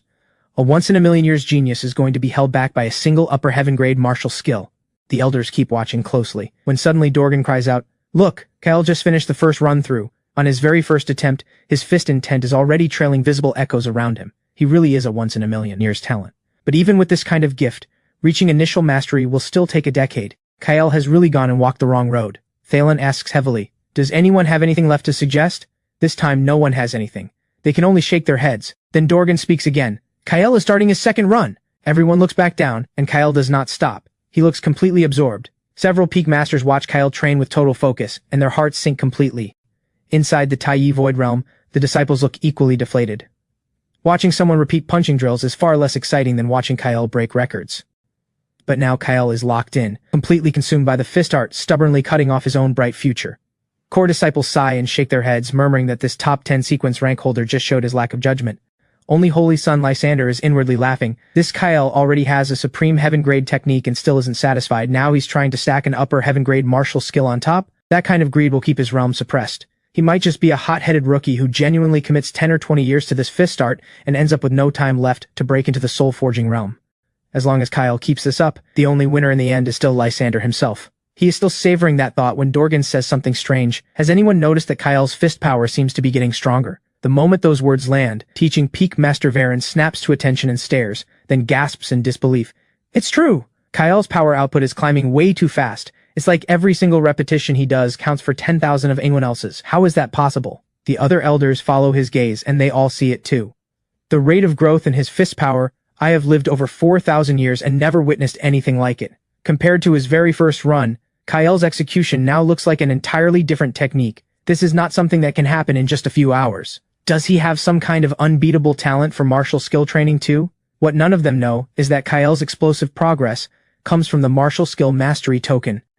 After that first run through on his own natural ability, he got a clear sense of just how difficult this technique really is. So from the second round onward, he slipped smoothly into cheat mode, entering a strange and extraordinary state. It feels as though every bit of experience he gains is being amplified without limit. At this rate, initial mastery before sunset is guaranteed. Kyle holds that thought and launches into another full run. As time flows on, Kyle begins to look exactly like someone on the verge of a breakthrough. The disciples in the Taiyi Void Realm are completely stunned.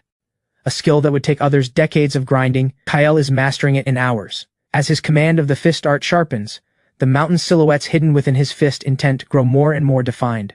By the end, they are fully visible. Every move, every stance carrying the crushing weight of a mountain. A powerful presence fills the air in every direction. Witnessing this, even teaching Peak Master Varen, who has spent half his life teaching cultivation, begins to question everything he knows. This completely defies every rule of cultivation. Lysander looks outright blank. rubbing his eyes over and over, desperately wishing this is all just an illusion, but the gasps from everyone around him make it undeniable. Every bit of it is real. Kyle is about to reach initial mastery of an upper heaven-grade martial skill in a single day. Down on the training grounds, as the final strike coalesces in Kyle's hands and 5 surging waves of fist intent erupt skyward, forming 5 phantom mountain peaks that loom overhead. After a few calm breaths, Kyle draws his fist back and stands still. The fierce wind around him holds without dispersing. Residual fist echoes swirl in the air. He breathes out slowly. The 5 sacred mountain fist is finally mine. He looks up and sees the sky has already darkened. From morning until now, exactly 4 hours. Kyle thinks to himself, the system never lies. One day exactly as promised. Just as Kyle is about to test the full power of the 5 sacred mountain fist, a wave of hunger crashes through his entire body. He winces. Training so hard for so long he almost forgot. It's been 2 days without food. From the moment he discovered the sect had vanished, he's been running on nothing but the pressure of an approaching apocalypse, pushed forward by the system every step. He slept a full day after leaving the Scripture Pavilion, then spent today mastering the 5 sacred mountain fist. 3 full days without a drop of food or water, and he is still standing, only because the body-tempering realm has hardened his body beyond a mortal's limits. He pushes everything else aside. Forget it, food first, then rest. From what he's read in the cultivation texts, Kyle knows that only cultivators above the Violet Palace realm can go without food entirely. At the body-tempering, soul-forging, and divine-tempering stages, practitioners need large quantities of spirit grain, spirit water, and demon beast meat to sustain themselves. Kyle jumps onto his sky skiff and heads straight for Beast Peak. Rusty comes toddling after him, and Kyle scoops it up and tucks it into his chest, bringing it along to the Beast Peak dining hall. Beast Peak is widely considered the finest dining in the entire sect because of the massive number of demon beasts raised there. The gentle ones are tamed as mounts. The fierce ones serve as trial obstacles for disciples. As a result, a large number of demon beasts die at Beast Peak every day, and their flesh is prepared into high-quality meals. Because of this, Beast Peak's demon beast meat is the finest across all 12 peaks, occasionally even featuring the flesh of rare and powerful great demons. Kyle enters the high-grade formation cooking zone, where each dish costs at least 1,000 contribution points. 3 signature dishes made from spirit-severing level demon beasts meat each break 10,000. This spending level is accessible to only a few hundred out of the sect's 100,000 disciples.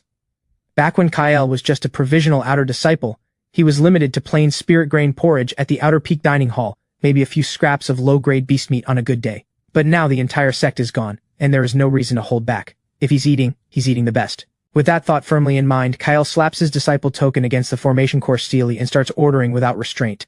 In no time at all, 130,000 contribution points are gone, and the formation activates immediately. Half an hour later, 16 dishes and a massive pot of spirit grain rice are laid out in front of him.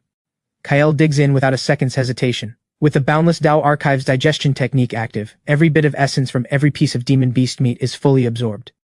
In an instant, Kyle feels his cultivation surge. While he is wolfing everything down, the disciples watching from above are getting hungry themselves. Someone shouts out loud, "I can't take it anymore. Does anyone have food? I'll trade 100 contribution points." Almost no one responds. When people entered the Tai Yi Void realm for enlightenment sessions in the past, it only lasted 1 day, so no one ever thought to bring food. Even those who happen to have something in their storage rings aren't foolish enough to pull it out and trade it away. When the lower-ranking elders of each peak realize what is happening, they report it immediately, and word reaches Thalon quickly. Only then does he remember that disciples still need to eat. Having long since stopped eating himself through cultivation, he had simply forgotten such things mattered. He speaks up. If anyone has spare food in their storage ring, share it with the disciples. Streaks of light shoot out from his own ring at the same time, materializing into various foods mid-air. Seeing this, the other elders all reach into their own rings for whatever reserves they have. Even though they no longer eat, thousands of years of accumulation means their rings are full of long-forgotten odds and ends, and food can still be found among them. Of everyone, Beast Peak Master Brahm contributes by far the most. What he alone pulls out, spirit grain and beast meat, exceeds everyone else's combined. Together, it's enough to feed the disciples for years. No one is surprised. Brahm's love of food is famous across the entire continent. He is the only one among his entire generation of sect brothers and sisters who never stopped eating. Soren eyes the floating spread above and shakes his head. Brahm, you never failed to deliver. Brahm grins warmly, his broad frame shaking a little. A good appetite is a blessing, and look, it's come in handy. Thalon nods in agreement. Without Brahm this time, all of our food combined would not have been enough for the disciples. Now at least we can rest easy. Even if we're trapped in here for 3 to 5 years, no one will go hungry. The moment he says it, the mood among several elders darkens. 3 days have passed, and the Supreme Elders still show no sign of movement. The way things look, something may have gone seriously wrong inside the Tai Yi Void realm.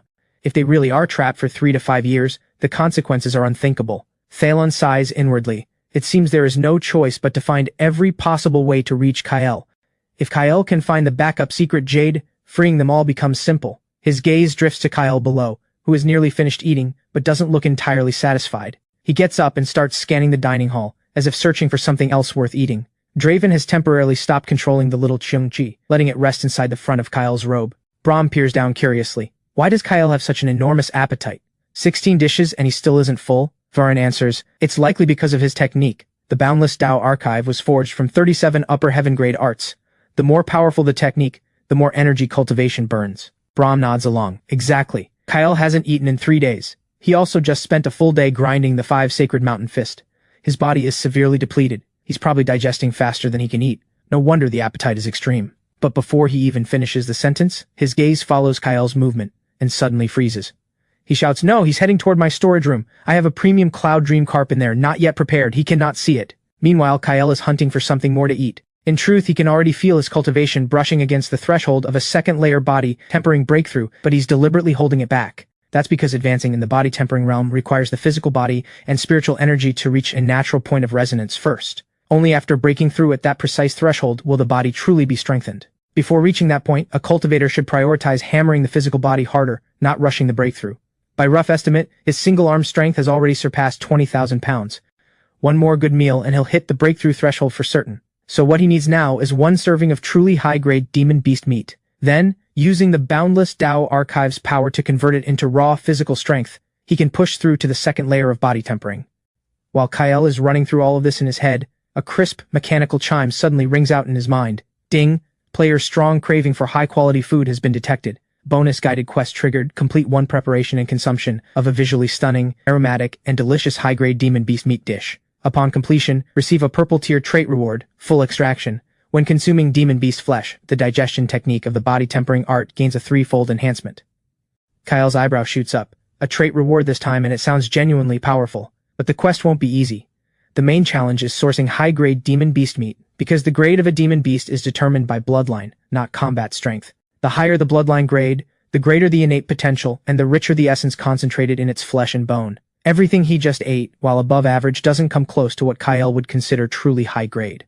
These thoughts drift through my mind, and before I know it, I'm standing at the storehouse door of the welfare hall, pushing it open. Inside is a wide, well-lit room, every item arranged with meticulous order. Demon beast flesh and blood are sorted by elemental attribute, each kept under its own small formation array. My gaze sweeps the room, and quickly locks onto the very top of the storehouse. A huge pool of cold water floats suspended in midair, and inside it, a massive white fish glides through the depths. I immediately ask inwardly, System, does this fish qualify as a high-grade demon beast? The system replies instantly, yes, this is a cloud dream carp carrying 7th grade demon beast bloodline. At those words, a quiet excitement surges through me.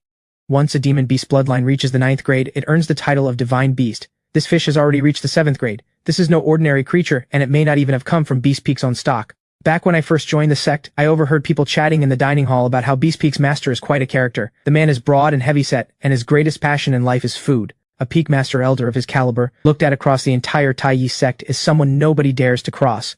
But the situation now is anything but normal. Every member of the sect has vanished, so I have no reason to hold back. I reach straight for the fish. It's still alive, but some kind of special treatment has been applied, so I subdue it with ease.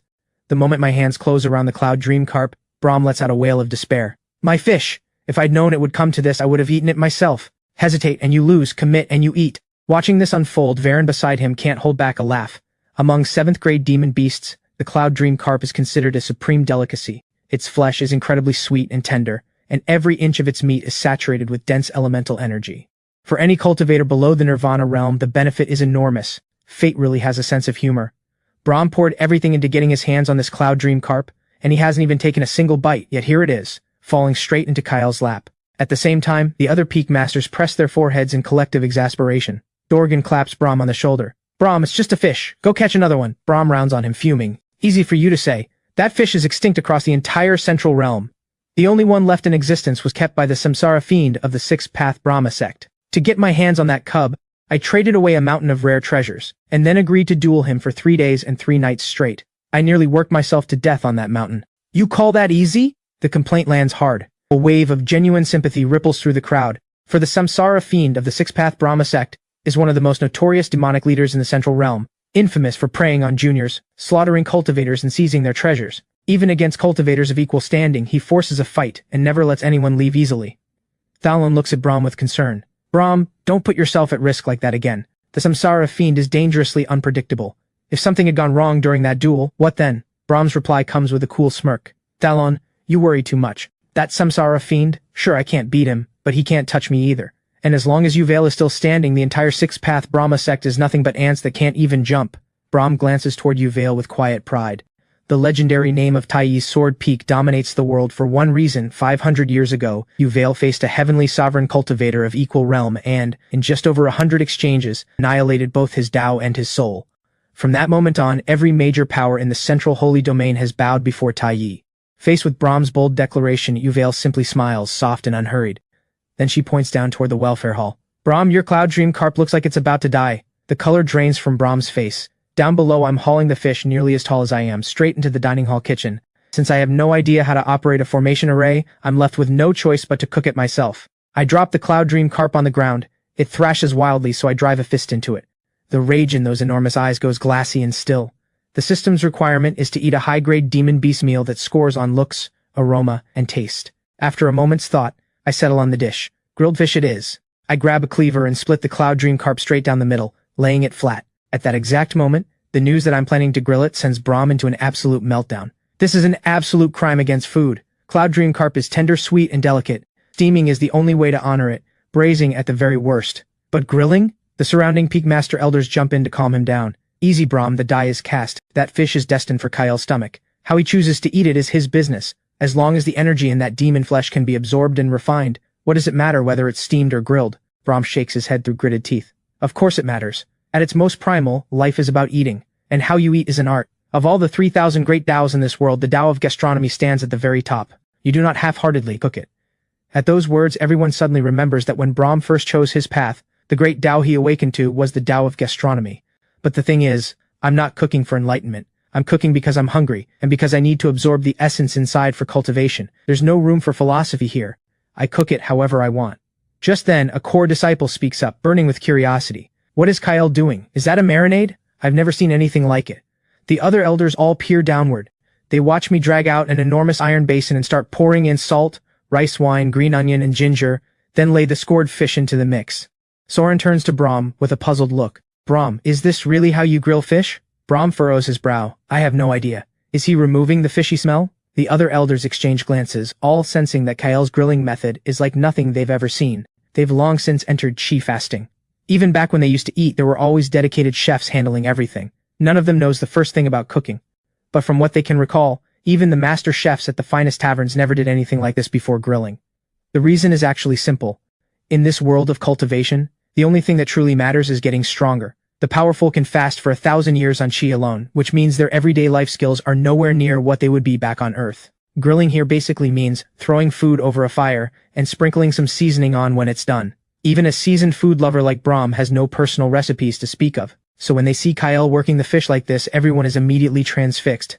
And me, completely unaware that I've just captivated the mightiest figures in the sect, I head to the rear mountain storehouse and dig out a stack of premium charcoal. Once the marinated fish is about 80% done over the coals, load potatoes, cucumbers, and other vegetables into a flat-bottomed pan, then pour over a spice sauce I've been cooking down from layers of aromatics. After nearly half a day of work, the grilled fish is finally done, and the aroma hits like a wave. One look at the dish no one has ever seen before, and the entire sect loses its mind with hunger. A roar of noise erupts from inner and outer disciples alike. Kyle can cook like this? That fish looks absolutely incredible. Who knew a 7th grade cloud dream carp could be made like this? I can't take it. Does anyone have charcoal and fish in their storage ring? I will trade a mid-tier Earth grade technique for it. Even the sect's upper leadership, all deep in GI fasting, are fighting hard to suppress the hunger clawing at them. Brahm is this close to blasting a hole straight through the barrier wall, just so he can crawl out and eat with me. He lets out a long, mournful sigh. I was wrong. Steaming, braising, all of it pales in comparison. Grilling is the only answer. When it comes to the way of eating, Kyle is beyond me. The cruelest thing in this world is a perfect meal right in front of you, and all you can do is watch. None of the elders dare laugh, because every single one of them is just as hungry. The moment I pick up my chopsticks, the disciples dissolve into a fresh wave of anguished cries. The fasting elders and stewards force themselves to look away. Time passes, and the grilled fish gets eaten down to nothing. Then Varen lets out a sharp cry. Look! Kyle's spiritual energy is surging through his crown, radiant light pouring out of him. His refinement speed can't keep up with how fast he ate. Every elder snaps their gaze downward to see me engulfed in blazing red light, steam hissing off my skin, my entire body wrapped in a rising mist. They recognize the signs immediately. This is what happens when someone absorbs far more energy than their body can process. Brahm had originally planned to bring out this fish and host a feast for the Holy Son and Holy Maiden. There was easily enough for 3 or 4 people, but now it has all gone to one person alone, and even with the boundless Tao archive, a supreme cultivation art, it's more than my body can handle. I feel it too. I force down the burning heat clawing through me and bolt down the last of the fish, then sprint toward the Beast Peak training grounds. According to the digestion tempering method in the boundless Tao archive, I need to start training immediately to convert all this energy into raw power. The moment I arrive, I throw myself into the 5 sacred mountain fist, hammering through rep after rep, then switch to stone shot puts and stone locks, pounding my body without mercy. A deep boom rings out from the training drum, and the power surging inside me locks into perfect resonance with my spiritual energy. An invisible wall shatters somewhere deep within, the heat radiating off my body vanishes completely, and the red light fades from my skin. I clench both fists. I've broken through! 1 meal of 7th grade demon beast flesh, and not only has my body been tempered to a new level, but my cultivation has advanced to the 2nd layer of body tempering.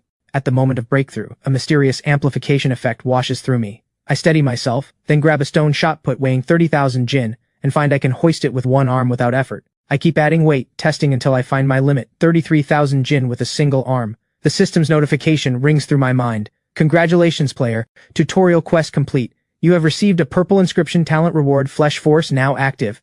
But I ignore it, lost in the rush of breaking through. My whole body shudders, every bone and tendon singing with relief. Then exhaustion hits me like a wave. I drop right there on the training ground. Before long, deep snoring echoes across the quiet peak. Meanwhile, witnessing that I've only reached the 2nd layer of body tempering, yet my one-arm strength already hits 33,000 jin. The peak master elders are stunned speechless. Varen can barely contain himself. Kyle has built an unbelievably solid foundation. If he continues hitting the key breakthrough layers of body tempering and triggers the doubling amplification all 3 times, there is no ceiling to what he could become. But amid the excitement, a problem surfaces. What path does Kyle take from here? Landing the Cloud Dream Carp was a lucky blunder, but going forward, he needs a proper body tempering method. And with no family background to rely on, and little exposure to the wider cultivation world, how would he even know what support methods exist? Left to figure it out on his own, he risks throwing away this incredible start.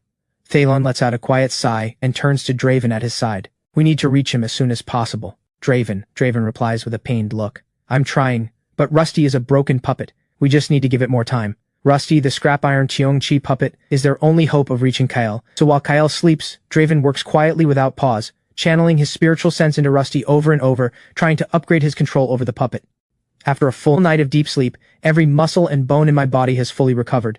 I'm at peak condition. I head to the dining hall for a simple meal, then make my way down to Galewind Ravine at the foot of Beast Peak. At the entrance of the ravine, I read the stone tablet.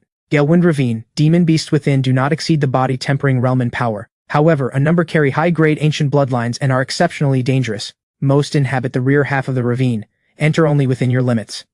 This place was designated by the sect specifically as a training ground for body tempering disciples. I walk straight in. Before I even have a chance to take in the scenery, the system's voice sounds in my ear. Ding! Player detected entering Galewind Ravine. Bonus tutorial quest triggered. Achieve 1 demon beast kill. Reward upon success. Gold inscription talent battle clarity. In continuous combat, your battle intelligence rises without limit. I raise an eyebrow. A gold inscription talent reward? That actually sounds exceptional. And fighting demon beasts for combat experience was already why I came here in the first place. 2 birds, 1 stone. I'm still savoring that thought when a massive jade-green serpent explodes out of the roadside brush without warning. I don't see it coming, but the instant it strikes, my body reacts on pure instinct, tilting and twisting clear. The massive green serpent slams into a boulder instead, a thunderous crack ringing out as the seemingly solid rock shatters into pieces. I drop into a fighting stance immediately, ready to unleash the fist art. Nice of you to show up. Take this! At that same moment, the atmosphere inside the Taiyi Void Realm ignites.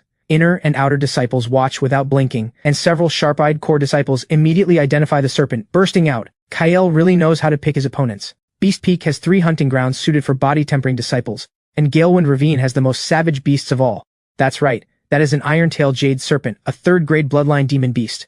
Its striking power matches a full-force blow from a 5th-layer body-tempering cultivator. And it doesn't just hit hard, it's a master of concealment. I remember spotting it at the ravine entrance 9 years ago when I first joined the sect. Can't believe it's still alive after all this time. 9 years in Galewind Ravine? That serpent is no joke.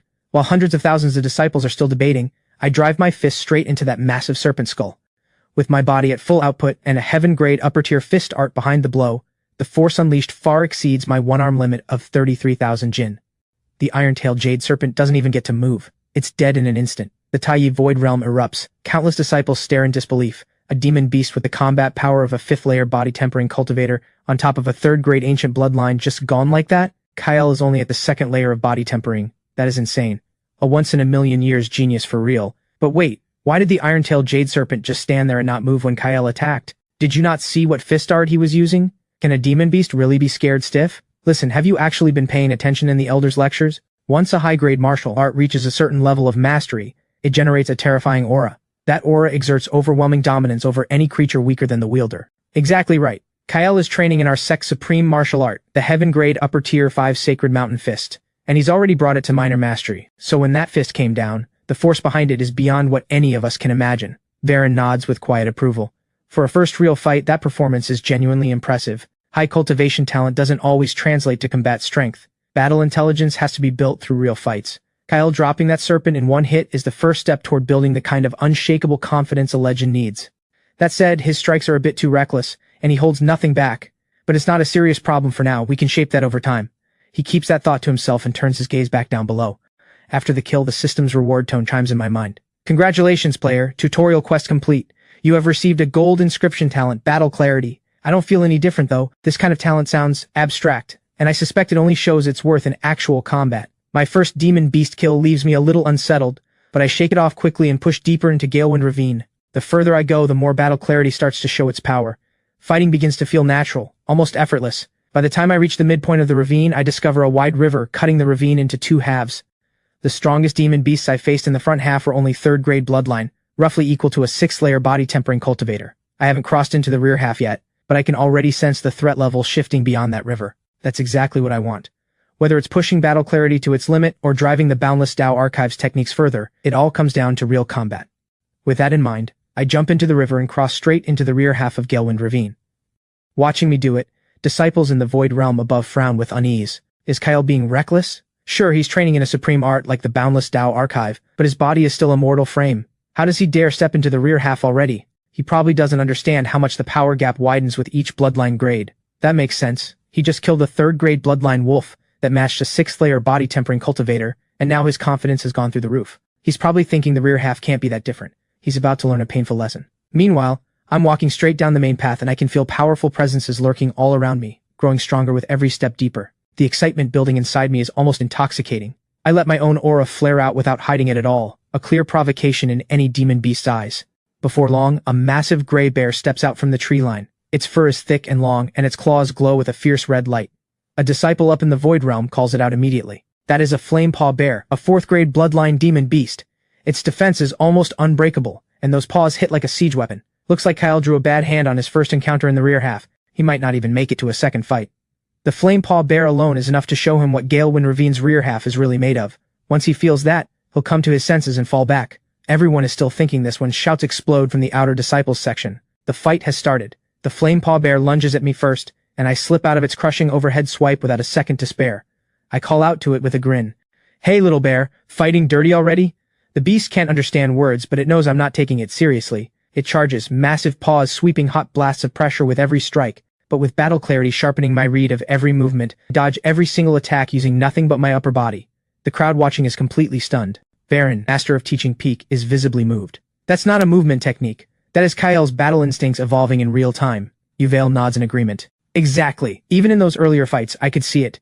In combat, Kyle's ability to learn and observe is beyond anything I've witnessed. I have never seen anyone with battle talent that comes close to his. The moment those words land, disciples everywhere erupt, and the other elders break into unified congratulations. Congratulations, Thalan.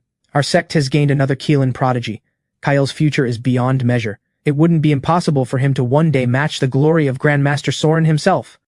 Thalan is just about to reply with something worthy of the moment, when the disciples around him cry out again. Kyle's run into another demon beast. He looks down, and sure enough, another fight is already underway. After winning the first battle, I didn't leave. I walked straight into another one. This beast is even stronger than the Flamepaw Bear, but after a handful of exchanges, I cut it down. The elders nod in satisfied approval.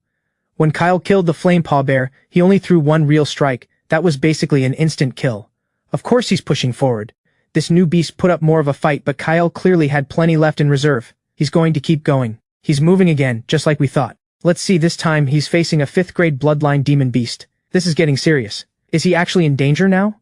From the looks of it, Kyle will not stop until it's dead. 50 exchanges in, he's taken some hits, but the fight has shifted from disadvantage to upper hand. That battle talent is terrifying. It's over. 80 rounds and the 5th grade bloodline beast is dead. 5 sacred mountain fist and only minor mastery already hits this hard. That is why it's our sect's #1 martial art. Kyle has to head back and rest now, right? Wait, what? Why is he still moving forward? He's already in 5 grade bloodline territory. This is too dangerous. If 2 beasts corner him at once, it could cost him his life. Curse it all, we're stuck up here panicking and he can't hear a single word we say. Meanwhile, my clothes are soaked with blood, but my energy is still running high because most of that blood belongs to the demon beasts. The fact that I, a mortal frame, can keep this up comes entirely from the combat tempering method in the Boundless Tao archive. This method lets me build combat experience and physical strength simultaneously through fighting, and combined with battle clarity, the effect is doubled. After all this relentless combat, my vitality and physical strength have surged dramatically.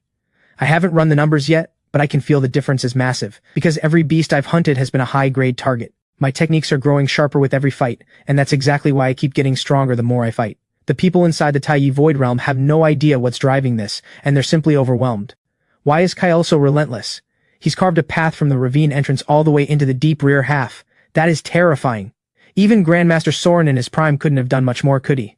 If anything, Kyle might already be surpassing that, because Grandmaster Soren had the peerless dominant body, which was naturally built for body tempering and close combat. Kyle is a plain mortal frame. Exactly, matching a dominant body physique with a mortal frame is simply unthinkable. Only Lysander the Holy Sun says nothing, a defeat he can't hide pressing heavy on his chest. The elders around him buzz with excitement, but Brahm alone wears a grim expression, eyes fixed on the figure drawing closer and closer to the ravine's deepest point. He opens his mouth, then stops. Thalen notices. He turns to Brahm with a look of concern. Brahm, what's wrong? Brahm looks like a man confessing a crime. Thalen, there's something I'm not sure I should say. Thalen is still riding the high of the moment and waves it off warmly. We've been brothers for thousands of years. Say whatever's on your mind. You think I'd hold it against you? The other elders laugh along. Brahm, today the sect has gained another supreme genius. It's a day worth celebrating. Whatever mess you've made, the sect will cover for you. Watching so many elders vouch for him, Brahm is genuinely touched. He stops holding back. It's really not that big of a deal. It's just that our Tai Yi sect's supreme genius might be about to die. The moment the words leave his mouth, every laugh in the room dies at once. Thalen's expression hardens. Brahm, what kind of nonsense is that? How dare you curse a junior like that? Brahm waves his hands frantically. Thalen, you know I'd never do that. The reason I'm saying this is because I have, in the central area of Galewind Ravine's rear half, been keeping an ancient spotted king. At those words, Thalen stares at him in complete disbelief. What? You've been keeping an ancient spotted king and I didn't know about it? Brahm forces out a sheepish smile. I came across it during my last trip to the Nanzhou Wastes, seized it from a great demon gathering in the Endless Mountains. The plan was to tame it in secret and give the sect a surprise, but things didn't go as planned. His voice gets quieter with every word. Who would have guessed that this pudgy, harmless-looking man had been quietly keeping an ancient bloodline creature inside the sect this whole time? Varen can't decide which way to be angry. Brahm, something this major and you didn't tell anyone? The ancient spotted king is an 8th grade bloodline demon beast. One step away from being a divine beast. A fully grown ancient spotted king can cultivate to a level equal to a human saint king. You kept a creature like that inside Galewind Ravine and you thought that was fine? Yuvale frowns. Brahm, what exactly is this ancient spotted king's current level of strength? Brahm cups his hands quickly. It's still a cub. But even as a cub, a single swipe carries 1,000,000 jin of force, and every ancient bloodline creature is born with an innate divine ability. My best estimate is that a human cultivator trying to defeat it would need to be at the peak of the soul forging realm, using earth grade or higher divine abilities to whittle it down from a distance over several days. As for close combat, honestly, going toe-to-toe with an ancient bloodline creature is pure recklessness. I can't think of anyone who would attempt it. If we had to assume someone did, they'd need divine weapons and talisman seals prepared in advance, and a baseline cultivation of at least the god-severing stage, just to have a fighting chance. Those words land like a stone, and every elder's heart sinks. This beast is completely out of Kyle's league. The news spreads instantly through nearby core disciples and ripples across the entire Tai Yi sect. For a moment, everyone goes still. Elder Brahm actually kept an ancient spotted king on Beast Peak? I thought the ancient spotted king had gone extinct, and it's right near where Kyle is? He's in serious danger. Kyle, please don't go any further. Meanwhile, the very person everyone is panicking about pauses for a brief rest and then turns his head toward the deepest part of the ravine. I think I catch a low, distant growl. It's faint, but it sends a jolt through my chest. I pull my aura inward and move carefully along the narrow path. Half an hour later, I leap up into a giant tree and scan the distance. At the end of the ravine, I spot a massive tiger-type demon beast. It's crouched over a carcass, tearing into it, and as if it senses me, it raises its head and fixes me with a long, steady stare. A chill runs through me. Its spiritual sense is that sharp, and the aura rolling off it is savage beyond anything I can currently handle. While I'm still watching it, the system's alert suddenly thunders through my mind. Player detected an encounter with 8th grade demon beast, ancient spotted king. Main quest triggered, trial of the strong. Player must kill or subdue the target within 50 days. Success rewards 3 reward spins, which may yield inscription talents, divine weapons, techniques, or divine abilities. I blink. The system never runs out of tricks. 50 days isn't exactly a lot, but it's not an impossible window either. Right now my strength doesn't come close to this beast. I'll need to reach the peak of body tempering before I stand any chance. From that day on, to push myself forward, I spend every day deep inside Galewind Ravine, driving the combat tempering method as far as it will go. Every corner of the ravine except the ancient spotted king's territory gets swept clean. Watching me work with such discipline and precision, the other elders finally breathe easy, all agreeing that Kael truly is a heaven-blessed talent. Before long, it's the 3rd day since I entered the ravine. I'm throwing punches on the training ground when a powerful amplification effect crashes through me, and I know instantly. 3rd layer of body tempering, broken through. I grab stone shot puts off the ground and keep stacking the weight, testing my limits until I have a final answer. 108,000 Jin with a single arm.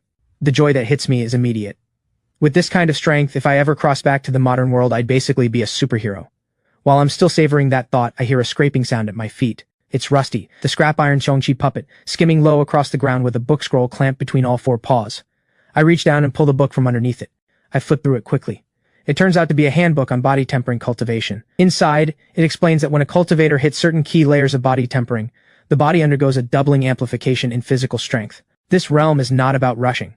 What matters is that before every layer breakthrough, the body must be pushed to its absolute limit to build a proper foundation. For ordinary cultivators, doing their best is enough. But for a supreme genius, all 3 doubling opportunities must be seized at full force. I read the numbers aloud in disbelief. 3rd layer of body tempering, arm strength surpassing 80,000 Jin. 6th layer surpassing 400,000 Jin. 9th layer surpassing 1.6 million Jin. This is what it means to build a supreme foundation. Right then, I make a silent vow. I will build a supreme foundation, and I will step into the heavenly sovereign realm in the most flawless way possible. But right now, I'm hitting a wall. Both the combat tempering method and the digestion tempering method are losing their edge, and the welfare hall storehouse is running low on high-grade demon beast flesh. I urgently need another method to push my body to its absolute limit. Just as I'm wrestling with this, I notice that the back pages of the handbook list several other body tempering methods, including the herbal bath vein warming method. I read through every word, and my excitement surges. I scoop Rusty up off the ground. Rusty, you actually have real instincts in there, don't you? You knew what I needed. Alright then, let's head to Herb Peak and see if there's a proper herbal bath vein warming method there. I fire up the skyship and head straight for Herb Peak. Watching this, the elders all exhale with relief. Baron looks like he might actually tear up. After all this time, Kael has finally figured it out. Now that he knows these methods exist, he's clearly going after the legendary Supreme Foundation. Sora nods along. Wonder if he's looking for the herbal bath vein warming method specifically, or the pill nourishment method. Dorgan answers with a grin. Doesn't matter which. Aldrich is the undisputed master of both. Aldrich, master of Herb Peak, hears the praise from his fellow elders and can't help but smile with quiet pride. Aldrich's pill refinement skill is unmatched across the entire world. On top of that, his mastery of medicinal herbs and spirit plants has led him to develop and refine many body tempering methods. Both the Holy Son and Holy Maiden used his guidance during their own body tempering, and though neither of them achieved a supreme foundation, they both reached an elite level. Meanwhile, I'm steering the skyship when the system chimes again. Ding. Player detected breaking through to the 3rd layer of body tempering. Time check and quest triggered. Reach the herb garden of Herb Peak to receive a gold inscription talent reward, Herb Intuition, granting a deep and instinctive attunement to the medicinal properties of plants and herbs. Significantly increases comprehension in this field. I raise an eyebrow. This system has surprisingly good timing. Triggering a quest right now and making it a simple check-in at that. Is it worried I won't be able to understand the cultivation text on Herb Peak? I'm still turning that over in my mind when the skyship arrives. I move quickly toward the herb garden, ready to get started on the herbal bath vein warming method. The moment I reach the garden entrance, the system chimes right on time. Ding. Time check in quest complete. Reward delivered. With that tone, I know the talent has activated. Now I just need to find a herbal bath formula and put it to the test. Just then, Rusty leaps out of my arms and rolls off in a lopsided wobble towards somewhere only it seems to know. I follow. It leads me to a great hall on Herb Peak, every surface buried under mountains of medical texts. Rusty digs through the chaotic mess and locates exactly the one table set aside for herbal bath formulas. I give it a double thumbs up. Rusty, you never failed to impress. You really are a top-tier beast. You know this place like the back of your paw. I pick up the first few formula sheets and start reading carefully. What I find is immediately striking. Even though I've never studied herbs in my life, something inside me just knows. I can feel the strength or weakness of each formula before I've even finished reading it. I frown and mutter to myself, this one is completely bottom tier. This one is just average. Who even wrote these? Calling this a herbal bath formula is insulting. This one has some merit, but only just barely. None of these come anywhere near what I need. What I don't know is that Aldrich, watching from above, is absolutely floored. Excuse me, what does this kid think he's doing? He's questioning the formulas of a scholar with over 3,000 years of experience? The other elders rush to calm him down. Easy, Aldrich. Why lower yourself to argue with a junior? Kyle has no foundation in herbalism. It makes perfect sense that he can't appreciate the depth of what you've written. Aldrich lets the words slowly cool his temper. He looks down with a scowl. Fine, not understanding I can accept. But he should not be running his mouth like this, pointing out my supposed shortcomings. What does he know about herbs and spirit plants? He calls my formulas bottom tier and says they don't meet his standards? The elders keep nodding along, careful not to set Aldrich off again. Then Dorgan, master of artisan Peak, quietly asks, but are the formulas actually bottom tier? Every head in the room snaps toward him in disbelief. Soren sighs and shakes his head, privately thinking these forge hammer types have no sense of the room. Aldrich's face flushes red. Dorgan, my formulas are not going to match the ones passed down by the Tai Dao ancestor. But the world has changed. Many of the spirit herbs from those ancient times have gone extinct. The old formulas simply can't be replicated anymore. These sheets I've written may seem casual, and no, they don't reach the absolute peak, but calling each one a solid and effective formula is entirely fair. That answer says everything. These herbal bath formulas aren't bad, but matching them to a talent who reached the 9th floor of the Scripture Pavilion is, genuinely, an insult. Thalan glances at Aldrich, who is still simmering, and steps in. Enough. Since Kyle didn't mean any disrespect, we put this aside. What matters now is making sure he finds the right formula. Aldrich, Draven, work together on this. With Thalan speaking, Aldrich lets it go, and steps up beside Draven, pointing the way to where the truly top-tier formulas are kept. Draven immediately pushes his control over Rusty, sending the puppet circling around me. But at this moment, I'm setting the formula sheets back on the table, thinking to myself, this doesn't add up. The Tai Yi sect has existed for tens of millions of years. How can the herbal bath formulas be this limited? Either when the sect evacuated, the herb garden elder took the most valuable ones with them, or I simply haven't found where the real ones are stored. Just then, I feel a small movement at my feet. Rusty is pawing circles around my leg, and then it clicks. I tell it to lead the way, and sure enough, it heads off down a side passage inside the hall. I follow it to a small quiet room, where it stops at the corner of a cabinet drawer. I pull the drawer open, and there it is. A single formula sheet. My heart leaps. I pick it up and read every word carefully. 9-turn golden dragon bath. Primary ingredients, 1,000-year-old sunbird vine root, 9 drops of cold moon jade marrow. Supporting ingredients, 1 liang of freshly cut azure dragon heartwood, 7 qian of rainfall flowing gold sand. After reading every line, I narrow my eyes. This formula far outstrips anything I've seen so far, but the physical amplification it provides still won't build a supreme foundation, and the time it requires is far too long. It won't prepare me for the heavenly tribulation 3 years from now. I pace the room, turning the problem over. A few breaths later, a bold idea forms in my mind. If none of the formulas here can do what I need, then why not write one myself? I know nothing about herb theory, but I have herb intuition. That's exactly what it's for. The more I think about it, the more it makes sense. I throw my head back and shout, then I'll create the one formula in this world that can actually build a supreme foundation. I tuck the 9-turn golden dragon bath formula back into the drawer and head straight for the herb garden. Up above, the elders can barely believe what they just heard. He's ignoring a perfectly good formula to write his own from scratch. Aldrich hears it and nearly loses consciousness. Calling my casual work bottom tier, I could live with that. But calling the greatest work of my life, 1,000 years in the making, not good enough? That I cannot accept. Even Thalan can't defend me this time. He too thinks I've crossed a line. Varen of Teaching Peak lets out a quiet sigh. A supreme genius should carry an unbeatable spirit, but not blind arrogance. Faking expertise in a field you don't understand only leads to your own ruin. If you ask me, Kyle's cultivation isn't what needs the most work right now. It's his character. Others murmur in agreement. Kyle's really gone too far today. Sure, his talent is unmatched in the sect, but when it comes to understanding herbs, what does he actually know? And more to the point, the person he's criticizing isn't some average elder.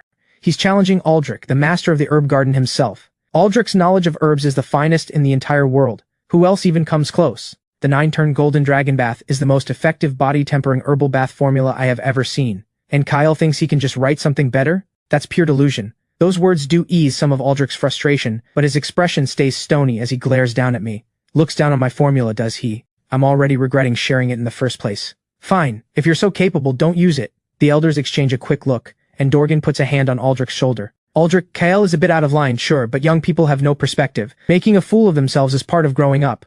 Why waste your energy on him? Just steer him back toward the 9-turn golden dragon bath and get him into that herbal soak. Aldrich exhales heavily. Same speech every time. Fine, I'll let it go this once. He turns toward Draven, ready to try guiding the puppet again, when he sees me sitting deep in the book piles of the herb garden hall, happily absorbed in the herb compendium. Aldrich stares, speechless.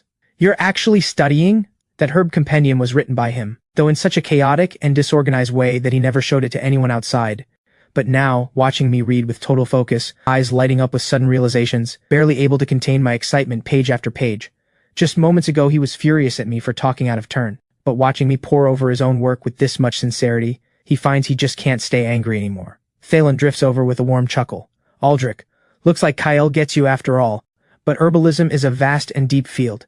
Even you spent over 1,000 years mastering it. What good can reading do for Kyle right now? Is he really serious about writing a formula that surpasses yours? Even as he says it, a quiet doubt stirs in his mind. Kyle should be able to see how impossible this is, especially after reading the herb compendium. It should make the difficulty more apparent, not less. So why is he still in there? The sect's disciples are buzzing among themselves. I thought Kyle was just talking big, figured he had some genius trick up his sleeve. Turns out he's literally just starting from scratch right now. But look how fast he's reading. He's not actually going to write his own body-tempering formula, is he? How is that even possible? Top-tier vein-warming formulas are the most closely guarded secrets of the major sects. They take generations of effort to produce. If Kyle actually writes something better than what Aldrich has, I'll eat every floor tile in the Holy Maiden's Hall. 3 days pass in a blink, and I'm still going at the same pace, flipping through book after book, making repeated trips into the herb garden, carefully cross-referencing each specimen until the onlookers start doubting their own judgment. This keeps going into the 4th day. Finally, I close the last book, shut my eyes for a long moment of stillness, then pick up a brush and begin writing on a blank sheet. Every elder in the Taiyi Void realm watches without blinking, none more intently than Aldrich, who locks his eyes onto my hand the instant the brush touches the paper. When I finish writing, he reads it aloud. Primary, 3 Sunfire Pearl fruits, 9 drops of Dark Void True Water. Supporting, 1 stalk of Earth Vein Purple Mushroom, 2 Liang of Azure Dragon Heartwood Shavings, 5 Qian of White Tiger Sharp Metal Sand. Catalyst, 1 Golden Wing Silkworm Molt. His voice drops lower with every line. The other elders all turn to him, and Aldrich's face is stone cold. Absurd. This is not a formula. This is poison. Sunfire Pearl Fruit and Dark Void True Water cannot be combined in the same batch. It will trigger a violent spiritual energy surge and shred every meridian in the body. Golden Wing Silkworm Molt is a lethal toxin on its own. White Tiger Sharp Metal Sand may open the channels, but used with Azure Dragon Heartwood Shavings, metal suppresses wood and the liver meridian takes catastrophic damage. If anyone actually soaked in this formula, no one would survive it. In all these days they've been trying to get through to Kyle using the puppet, but nothing has worked. He has been completely absorbed in studying herbs. Watching this unfold, the elders have been powerless to intervene. Their plan was to wait until Kyle hit enough dead ends on his own, gave up, and came back to use Aldrich's formula. But instead, he didn't create a body-tempering formula. He created a top-tier poison bath, and if he's left to follow through, soaking in this formula would kill him outright. Aldrich is furious, yes, but he is not willing to watch a perfectly promising life end right in front of him because of a bad formula. Thalan cuts in with a sharp order. This cannot happen. Draven, stop Kyle by any means necessary. Draven responds immediately. I'll do everything I can. After all his time working with the puppet, Draven's control has grown noticeably more precise.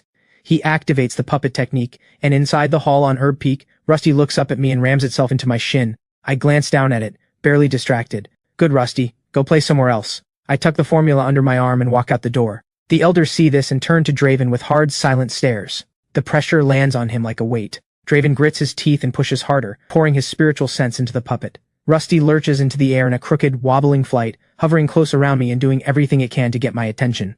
But my mind is locked on the formula. I don't notice a thing. The Sunfire Pearl Fruit ranks higher than Dark Void True Water in terms of raw ingredient potency, so I can't go for a sample that's too old, or it will completely overpower the water element, throwing the primary attributes out of balance. A 1,000-year sample is enough. The problem is that most of the Sunfire Pearl Fruit in this garden is 10,000 or even 100,000 years old. My margin for error here is razor thin. I keep walking and thinking, and before long I arrive at the Sunfire Fruit Tree. I glance back and see Rusty still tailing me, shaking its head back and forth. A quiet feeling settles over me. The way this creature knows every corner of this garden, it must have been close to Aldrich. Now the entire sect is gone, and Rusty was the one left behind. And here it still is, faithfully guarding what the sect left behind, worried some disciple is about to walk off with the garden's fruit and get into trouble with an elder. That's oddly moving. I reach down and pat its head with a smile. Taking without asking is theft. I know that, Rusty. But here's the thing. Right now the entire sect is down to the 2 of us. This tree has no owner. As the sole remaining disciple of the Taiyi sect, using it for myself isn't theft. At those words, Rusty goes still, The elders inside the Taiyi void realm fall into a strange, loaded silence.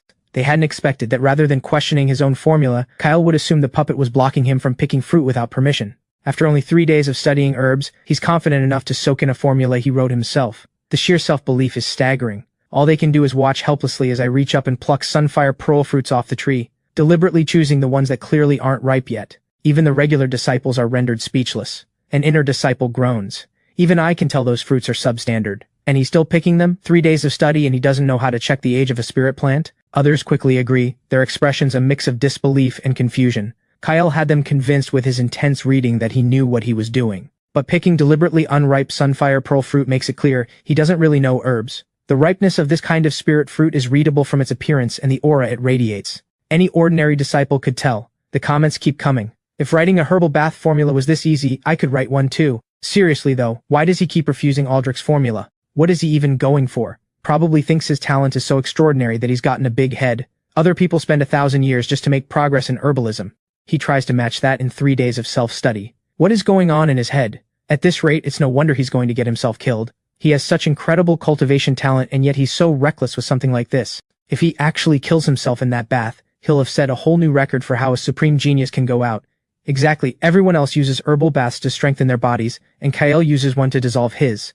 The elders can't stop him, and all anyone can say is, you only get yourself killed if you ask for it. Look, Kyle's almost done collecting everything on the formula list. Is he seriously about to get in? The elders are tight-faced, watching as I drag out the great cauldron and start adding the herbs and ingredients from my formula. Rusty stays at my side the whole time, throwing out warnings in every way it knows how, but I am completely lost in my own world. This is enough to make anyone lose their mind.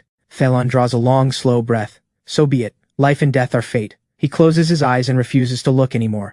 Among everyone watching, only Lysander, the Holy Sun, is burning with excitement. His heart is pounding. Since this prodigy appeared, every reckless stunt has somehow ended in survival, and every close call has shaken Lysander's own confidence a little more. But now this guy is about to climb into a poison bath. There is no way you're walking away from this one. He clings to that thought, already imagining himself reclaiming his position at the top of the sect's disciples. He fixes his eyes on the scene below, waiting for the moment the catalyst dissolves and the elemental balance collapses. This chance won't come twice. Meanwhile, I settle into stillness, centering myself inside the cauldron. The discomfort fades. My meridians, my bones, and every channel in my body begin to transform. At that same moment, watching me soak in the herbal bath completely unharmed, disciples and elders alike go rigid with shock. Dorgan spins toward Aldrich. Kyle's not dead. Aldrich, you had us all convinced this was a death sentence. Aldrich stares downward, unable to believe what he's seeing. His mind races through every possibility, and then it hits him. He smacks his own forehead. I've got it. It's the void form root. The others still look completely lost, so he bursts out to explain. That is the last void form root in the entire sect, planted by the 105th keeper of the herb garden. 2 million years have passed since then. Kyle uses this ancient void form root as the catalyst, then carefully calibrates every other spirit herb, the age of each ingredient, the exact amount, until a delicate balance takes shape. The clashing energies within the formula no longer fight each other. Instead, they flow together in perfect harmony. This is brilliant. He grows more excited with every word, practically bouncing off the walls by the end. The elders start to understand. Kyle has found the one and only path to balance inside a formula where every ingredient should be tearing itself apart. It defies all reason. 3 days. He needed just 3 days to create a top-tier body tempering formula on his own. And right at that moment, Aldrich spots something that does not add up. Wait. Something's off. I can see spirit energy gathering above his head like mist, heat radiating off his entire body, and there's a strange energy flowing through him, something that doesn't belong to any of the ingredients in this formula. What is going on? He stares down, studying intently. Then a voice cuts through the air. It is the primordial violet chi. Aldrich snaps his head up instinctively, and immediately bows deep when he sees who it is. It is Elder Lazarin, the Supreme Elder. This time, Lazarin arrives without a single trace of overwhelming pressure. Instead, he quietly answers Aldrich's question. Kyle has added one more key ingredient to this bath that none of you saw, a strand of primordial violet chi, drawn in by the rising sun at dawn. The moment those words land, everyone freezes. Aldrich stares at him, eyes wide with disbelief. Can primordial violet chi actually be drawn in by a person? Lazarin nods. Saint King can steal the root source of heaven and earth for himself. One gesture is all it takes. But Kyle has done it too, likely because of the void form root. That root can draw a thread of primordial violet chi into the formula. But to pull it off successfully, there must be hidden conditions, the exact timing, the precise order of adding each ingredient. Even I cannot figure out what they are. I will just have to ask Kyle in person someday. At those words, the elders fall silent. A technique only a Saint King should be able to use, and he pulls it off at body tempering. 3rd layer. The news shatters everything they thought they knew. Aldrich is shaken to his core. Kale is a newcomer who taught himself herb knowledge for 3 days, and yet he possesses talent that shocks the world. Then Aldrich remembers, just 3 days ago, he called this very formula a deadly poison. The thought makes his face flush red. A crushing sense of helplessness washes over him. I have devoted 1,000 years to this craft, and I still can't match what he learned in 3 days. Thalon gives him a pat on the shoulder. There is no need to be so hard on yourself, Aldrich. As I've always said, extraordinary people do extraordinary things. Kyle is a once-in-a-million-years prodigy for our sect. He is the first person in this world to break past the limits of a mortal body. Nothing he does should surprise anyone. Those words ease the weight in Aldrich's chest considerably. Then he quietly thinks to himself, funny though, when Kyle first wrote out that formula, you didn't believe in him either, did you, Thalon? And now here you are, dropping your hindsight wisdom. Still, Kyle really is something else. Once the herbal bath vein warming method is done, shouldn't the next step be the pill nourishment method? Pills and herbs take different roads but share the same roots. If this kid shows this much talent with herbs, then maybe he's just as gifted with pill making too. When that time comes, I absolutely cannot underestimate him. If Kyle really does try pill making, whether he teaches himself in 3 days or invents his own formula, all I need to do is look completely confident that he'll succeed. And when Kyle successfully refines a supreme grade pill, every single person in the sect will praise my sharp eye for talent. At that thought, Aldrich can't help letting out a sneaky little laugh. Brahm, standing right beside him, gives him a puzzled look. Aldrich, why is that grin so shifty? Aldrich waves him off. Nothing, just thought of something funny. No one else notices their exchange. Everyone's attention is locked on what's happening below. Elder Lazarin, having explained everything, vanishes on the spot, back into the depths of the Tai Void realm, working on the problem of the sealed exit. With the Supreme Elder gone, the disciples feel the pressure lift, and voices immediately erupt all around. No way, he used the root source of heaven and earth as a main ingredient. Kyle is insane. Even Aldrich couldn't figure it out, and he led all of us in the wrong direction. Has Kyle ever even studied herbs before? There's no way. If he had, what books was he reading? That means Kyle reached this level in just 3 days. I thought he was just putting on a show, turns out he was dead serious. This is terrifying.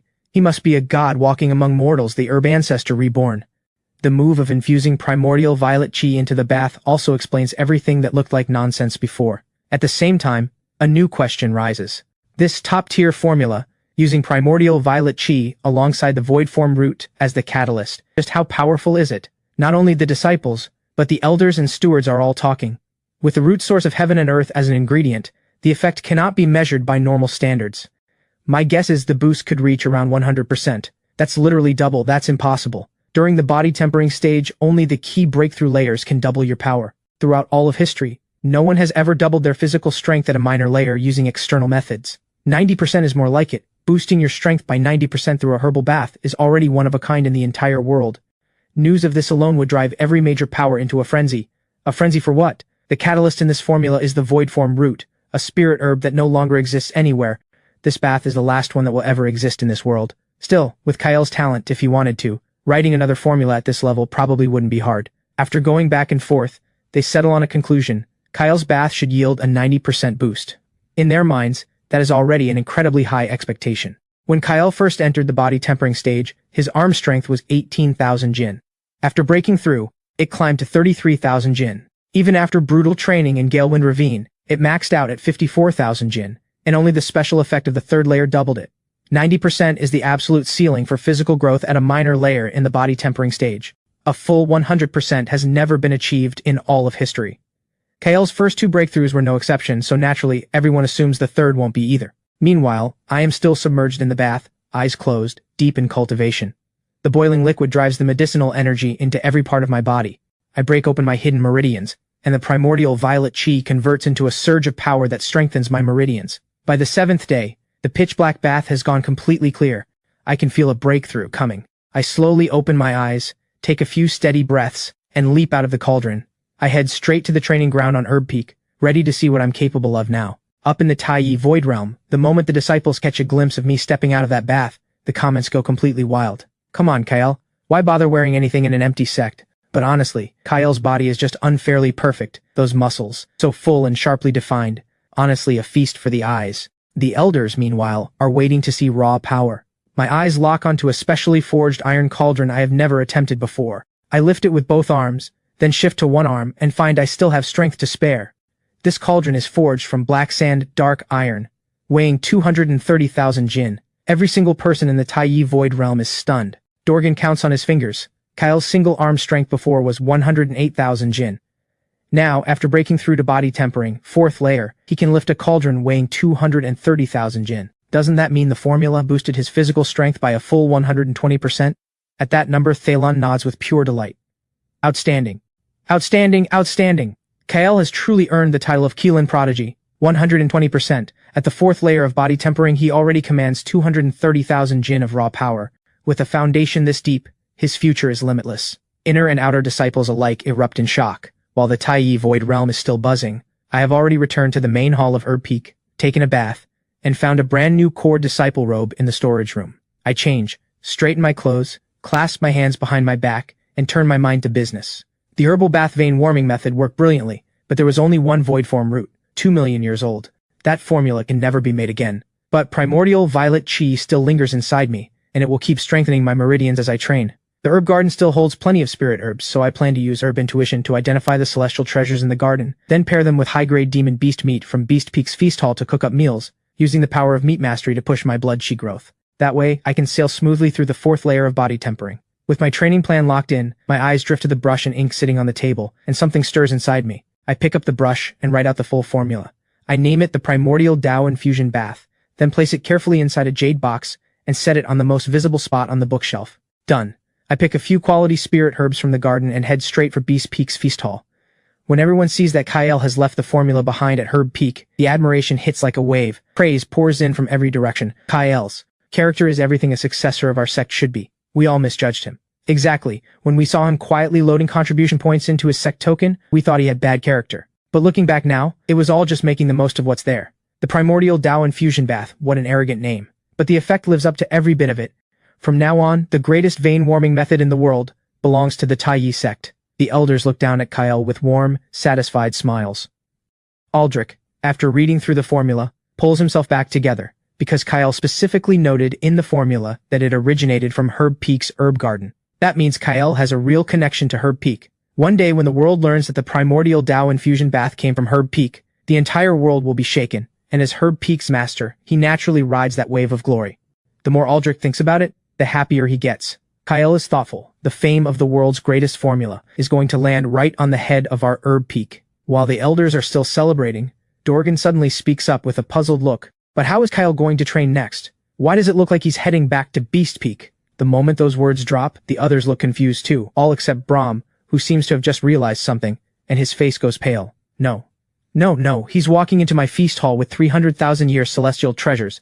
He's going to use my high-grade demon beast meat as ingredients and cook up something incredible to boost his body tempering. The moment he says it, everyone looks down, and sure enough, they watch me pilot my skiff down to the feast hall and head straight for the storage room. Aldrich, still riding his good mood, laughs and gives Brahm a pat on the shoulder. Be generous about it, Brahm. Kael is our successor. He just made an enormous contribution to the sect. What's wrong with him eating and drinking well? Brahm gives a cold snort. Easy for you to say. You have no idea how much this guy eats, and don't think you're getting off easy either. Kael is clearly going to combine aged celestial treasures with high-grade demon beast meat, cooking it all up to use the digestion tempering method on his body. But don't forget, he's cultivating the Boundless Tao Archive, a divine technique that means at least 3 full meals a day. I wonder just how many celestial treasures are left in your herb garden, Aldrich. That lands like a slap. Aldrich's face goes blank, the image of me burning through the garden's treasures 1 meal at a time making his chest physically ache. Over at Artisan Peak, Dorgan is quietly counting his blessings. Thank goodness his peak has nothing to do with body tempering. He's safe from all of this. Weapon forging is a craft that takes years to master. The pressure, the timing, none of it can be learned overnight. He is completely certain I will never show up at Artisan Peak to raid his materials. Meanwhile, I have already gotten my hands on rank 6 Xuanming demon beast meat and paired it with 100,000-year 9-heart snow lotus, earth flame dragon root, and jade marrow mushroom to cook up a full body tempering meal. The moment the smell hits me, I ladle out a massive bowl and dig in. With the power of flesh alchemy working alongside it, I can feel my body growing stronger, and as I resume the digestion tempering method, everyone watching from above is seething with envy. This guy's funneling the entire sect's resources into himself alone, eating like royalty, drinking the finest elixirs, and who could possibly handle watching that? The disciples are drooling, even the elders are wide-eyed. You can cook high-grade demon beast meat like that? Brahm is swallowing hard while he and Aldrich start running the numbers together. Based on what Brahm knows about demon beast meat and Aldrich's knowledge of celestial treasure properties, the two of them are shocked to discover that the way I am doing this actually does maximize the body tempering effect across the board. And so, the entire sect watches me train through sheer extravagance. 3 meals a day, every day, all at that same level. My physical strength surges. By the 3rd day, I can already lift 270,000 jin with one arm, but something still feels missing. So on the fourth night, right after dinner, I take my skiff and weave between the peaks. About an hour later, the skiff comes to rest at a quiet, secluded mountain. On that peak stands a grand and ornate palace. The plaque above the entrance reads Secured Ladies' Palace. Body tempering cultivation runs on 3 pillars: eat, train, and sleep. Of the 3, sleep carries more weight than most people realize. My eating and training are already pushed to the limit. Sleep is the only piece still missing. And I don't just want ordinary sleep, I need a bed crafted from rare materials that will nourish my body while I rest. I push open the door and go in. On the second floor I find a large round bed entirely jade-colored. I reach out and touch it. Cool, but not bone-chilling. After a moment, a warm, gentle energy starts seeping into my skin. That makes me quietly happy. Of course, Kiara's things are something else entirely. I've come to the right place. Right then, the day's fatigue catches up with me. I ease myself down onto the bed, and instantly, a cool energy spreads through every part of me. The tension in my muscles melts away. My blood chi begins to flow faster. I sink into the comfort, eyes half closing, a quiet thought rising in my mind. This is insane. The things in this world really are on another level. While all of this is unfolding, the Taiyi Void Realm has already erupted, every shade of envy and resentment pouring out all at once. The elders, however, are completely composed. Thalen even smiles as he explains. This kid actually knows what he's looking at. That bed is made primarily from million-year cold jade, layered with 9 sheets of snow silkworm silk, and the pillow is stuffed with spirit frost orchid, found only in the far north. Never mind the body tempering stage, even a cultivator at the god-severing stage could cleanse their tendons and refine their marrow sleeping on it for years. The other elders join in with easy laughter, because with the sect empty, and Kyle recognized as its successor, drawing on any resource for cultivation is well within his rights. Besides, this kid has already been raiding the herb garden's celestial treasures as side dishes. What's one bed? Only Dorgan holds back, opening his mouth then closing it again, before finally speaking up with a careful tone. Has everyone forgotten? Kiara never entered the Taiyi Void Realm. The room shifts instantly. Right. How did we forget that? She's been in closed-door cultivation at Dragoncleave Cliff the whole time. She's still inside the sect. We didn't worry about Kyle sneaking into her chambers because we assumed the sect was empty. But if she comes out of seclusion and finds someone in her bed, won't she just kill Kyle on the spot? She has no idea he's been named our successor. Yuvail glances at everyone with a helpless smile. Kiara's seclusion takes at least 3 to 5 years, sometimes more than a decade. Surely the timing won't be that cruel. The other elders go quiet. While everyone is lost in thought, they notice I have already fallen into a deep, peaceful sleep below. In the days that follow, my life is beautifully simple. Each morning I wake up, run through a full set of the 5 sacred mountain fist, then head to Herb Peak and Beast Peak to pick ingredients and cook, spending the rest of the day in focused cultivation, and only returning to the Sacred Lady's Palace late at night. Following the Boundless Tao Archive's principle of balancing effort with rest, I take my skiff out for a casual glide around the sect after each session. Then one day, I finish training and feel my blood chi at its fullest, perfectly aligned with my cultivation realm, ready to resonate. I can tell I will break through to body tempering, 5th layer, by tomorrow. The feeling puts me in the best mood. So after leaving the training ground, I take the skiff out for a ride. When I drift over Dragoncleave Cliff, a quiet feeling washes over me. If there were no great calamity coming, I could live exactly like this every day and be perfectly content. Then, riding a wine-fueled mood, I compose a poem on the spot. Inside the Void Realm, Brahm hears it and can't hold back his praise. Now that's a poem! Didn't expect our top successor to be this talented in both combat and culture. The other elders all clap along in agreement, but Dorgan stares down below with sharp, worried eyes. Look at where he's heading, isn't that Dragoncleave Cliff? Everyone snaps their attention to the skiff's path, and the discussion ignites immediately. It really is Dragoncleave Cliff. This kid stumbled right into it by accident. What if he disturbs Kiara and pulls her out of seclusion early? That would actually be great news. That might be our way out of here. But Kiara doesn't know Kyle. She has no idea he's our successor. What if she sees him as a threat and accidentally kills him? What do we do then? Come on, you're overthinking it. Kiara is the sacred lady of the Taiyi sect, not some bloodthirsty villain. She's not going to kill anyone on sight. Dragoncleave Cliff is the Taiyi sect's sacred ground for enlightenment.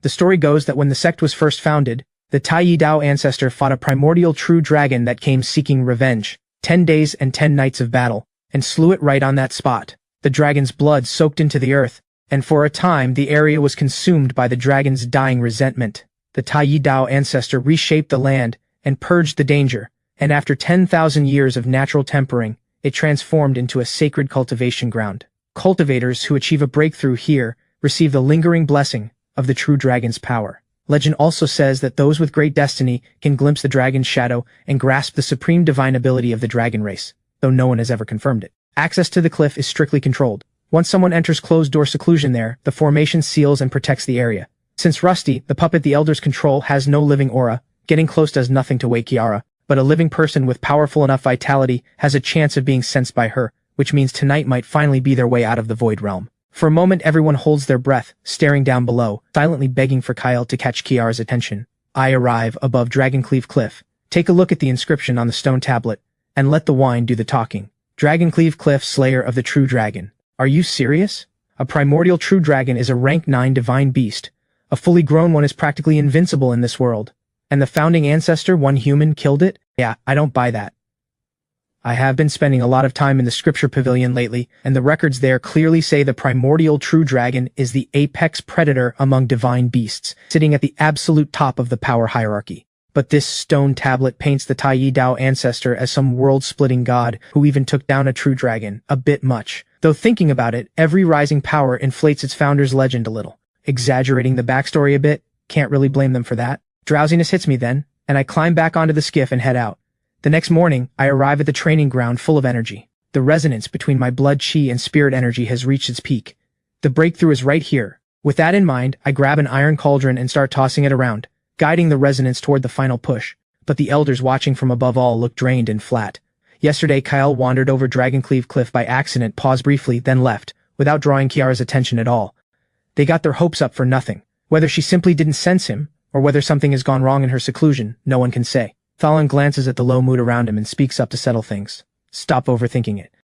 Kiara is inside the sect, she will be fine. Yuvail nods in agreement. We have all been stuck in this void realm for so long already. There is no need to rush this. For now, let's keep our eyes on Kyle. He is about to break through. At those words, everyone shifts their gaze to the training ground below. As I swing the cauldron around, a wave of amplifying force surges through me without warning. I grin, toss the cauldron aside, and grab the heaviest forged weights one by one to test my limits. The result, 440,000 jin, single arm. Every inner and outer disciple watching is shaken to their core. Just at body tempering 5th layer and his one-arm strength is already 440,000 jin? That's insane. He hasn't even used the doubling effect of the 6th layer yet. If he channels his full body into a single punch, the force could exceed 1 million jin. And Kyle has already mastered a heaven-grade upper-tier martial technique. The damage on top of that would be even greater. The more you think about it, the more terrifying it gets. On the other side, the elders all break into applause. Impressive. With that single arm number, a supreme foundation is well within reach. As long as he doesn't fall, our sect may produce another god-severing level powerhouse in just a few centuries. The last time the sect saw someone reach that level was hundreds of thousands of years ago. Still, Kyle has pushed the digestion tempering method about as far as it can go. The potency of celestial treasures and spirit herbs will start to fade. Unless he gets his hands on demon beast meat from higher stage beasts, the gains won't stay this steep. Kyle needs to find a new path forward. Herbal bath, pill nourishment, flame sear blood tempering, cold water bone tempering, the methods are all right there waiting. He's only used a few of them. Let's see what he picks next. Even as they praise him, they're already worried about where he goes from here. But I have had a plan in my head for a while now. I leave the training ground, board my skiff, and head straight for the pill hall on Herb Peak. The moment I step through the front gate of the pill hall, the system chimes in my mind. Ding. Player has arrived at the pill hall. Time check-in quest activated. Reach the top floor of the pill hall within 3 minutes. Reward, 1 formation break token. My eyebrow goes up and a spark of excitement crosses my eyes. The elders, seeing me enter the pill hall, start clapping with delight. Kyle is finally getting it. He should have been popping pills from the start. This kid grew up with nothing. He's probably never had a real pill in his life. No wonder he doesn't know what he's been missing. 1 high-quality pill is worth 10 years of grinding. Aldrich, get those precious pills of yours out. Once Kyle really gets into it, don't come crying about it. Aldrich just laughs it off. Do I look petty to you? They're just pills. What's there to be upset about? Pills are made to be used. If they end up in the stomach of our sect's finest young talent, that's exactly where they belong. Dorgan watches him deliver this speech with great moral authority, and immediately calls it out. Funny, wasn't it someone in this room who, when Lysander took 1 rank 8 celestial pill, was so furious he demanded Thalon step in and sort it out? A flash of embarrassment crosses Aldrich's face before he fires back with a glare. That was completely different. Lysander is the sacred son, Kyle is the successor. A successor has every right to draw on any resource this sect has. Besides, my craft has grown considerably since then. I am now a rank 9 pill master. A rank 8 pill means nothing to me anymore. A few nods go around the room. Then Dorgan slides in another question. Aldrich, what about a rank 9 sacred pill? Would you give that? Aldrich freezes for a beat, and Dorgan points at him with a knowing laugh. See, the moment it gets hard, you go quiet. Then something clicks in Aldrich's head and he waves it off. Of course I would give Kyle a rank 9 sacred pill. except that particular pill is sealed inside a formation for storage. We're stuck in this void realm with no way to control it remotely. Even if I wanted Kyle to have it, my hands are tied. Varen rolls his eyes on the inside. This time, Aldrich is playing generous with something he can't actually give away. At least Brahm wears his pain on his face. That's more honest. The pill sealed in a formation, Kyle can't reach it even if he wants to, so Aldrich gets to say whatever he likes. Just then, Thalen cuts off the bickering and glances at Draven. Enough, both of you. Draven, use Rusty to guide Kyle toward the pills. Draven gives a quick nod, but just as he moves to take control, he sees me already shooting straight up toward the top floor. My 5th layer speed makes me nearly invisible. Rusty is flapping so hard behind me, it's practically leaving a smoke trail, and Draven is sweating buckets trying to keep up. He thinks to himself, the way Kyle is moving, it's like he already knows exactly where the pills are. Aldrich has the same unsettled thought. Could his handbook have mentioned where he keeps his pills? While the two of them are, still puzzling it out, I reach the top floor. The system chimes, and the reward drops into my system space. But I barely notice, because I am staring ahead, jaw dropped, finally understanding why the system gave me the formation break token right now. The entire area is sealed behind a purple glowing formation, and suspended within it are thousands of pills, with several rank 9 sacred pills hovering at the very top. I am stunned. Then I remember something the senior disciples used to say. They always kept their most valuable things inside the sect, because the sect's security was airtight, and carrying treasures on the road was just asking to get robbed. But then something doesn't add up. If the whole sect evacuated, with no powerful cultivators left to guard anything, these valuables should absolutely have been taken. They didn't even take the rank 9 sacred pills, so what exactly happened? Or maybe the whole sect didn't leave willingly. Maybe they were just gone. I shake the thought off quickly though. Why bother thinking about it? This world has 3 years left. Whatever happened to them, happened. My only priority right now is to train fast enough to survive the great calamity. I pull out the formation break token and use it. In an instant, every beam of the formation vanishes. I walk straight in. The moment Aldrich sees the formation disappear, his composure shatters. What just happened? How did the formation just vanish? Dorgan bursts out laughing on the spot. Well, Aldrich, looks like things are about to get interesting. I wonder if you still stand by everything you just said. Because if Kyle eats your rank 9 sacred pill, you can't go running to Thalen about it. Aldrich's face goes crimson. After a long, pained silence, he forces out a single line. Of course I keep my word. Kyle can have the dragon elephant bone tempering pill, so what? He is our sect's successor. Who else would it be for? At that, Dorgan gives him a cheerful bow. Then let me be the first to congratulate you, Aldrich. The pill you refined is going to the top successor of the sect. Now that's what I call putting it to good use. Just as Dorgan predicted, I find the rank 9 sacred pill without much trouble. The moment I stand beneath it, the pill floats down on its own, landing in my palm. A stream of information flows into my soul's sea. This pill takes its name from the dragon elephant. Sealed within it is a thread of primordial dragon elephant soul essence. Taking it allows a body-tempering cultivator to gain a massive boost in physical constitution. An absolutely irreplaceable body-forging pill. Right as I'm about to swallow it, the system speaks again. Ding. Player is surrounded by a vast collection of pills. Special gold inscription triggered. Forge of 100 fires. Description, no grade limit. On your 100th attempt at pill making, success is guaranteed. I blink. Then an idea starts forming in my head. What if I spend the first 99 tries on the most basic rank 1 pill, and then switch to the highest tier formula on the 100th? That way, even something as legendary as a rank 10 divine pill, as long as I save it for that 100th furnace, success is guaranteed. Also, during the body tempering stage, pills below rank 7 can be taken freely, but rank 7 and above can only be consumed once. Take more than that, and pill toxin builds up inside the body, damaging the foundation. I had been ready to take the dragon elephant bone tempering pill and push into body tempering, 6th layer, but now that I have Forge of 100 fires, I need to think more carefully. With that realization, I set the dragon elephant bone tempering pill back in its place. A rank 9 sacred pill is impressive, yes, but the foundation a rank 10 divine pill builds is on a completely different level. Since I have Forge of 100 fires, all I need is the right formula and the right materials. I turn and head downstairs, searching each floor for pill formulas. The elders watching in the void realm are baffled. What is Kyle doing? He didn't take the dragon elephant bone tempering pill to forge his body, and now he's going back downstairs? Is he going to tear Aldrich's place apart? Aldrich, what exactly is inside that pill haul of yours that has Kyle searching like this? Don't tell me you actually stashed something incredible in there. Aldrich is equally puzzled. When he watched Kyle pick up that pill a moment ago, his heart leapt straight into his throat. He knew that pill was going to Kyle one way or another, but it still hurt to let go. Then Kyle put it back down and walked away, and Aldrich finally breathed again. Whatever the reason, Kyle chose not to take it. That was his own call, not that I refused. With that settled in his mind, Aldrich is about to say something when Brahm taps his arm.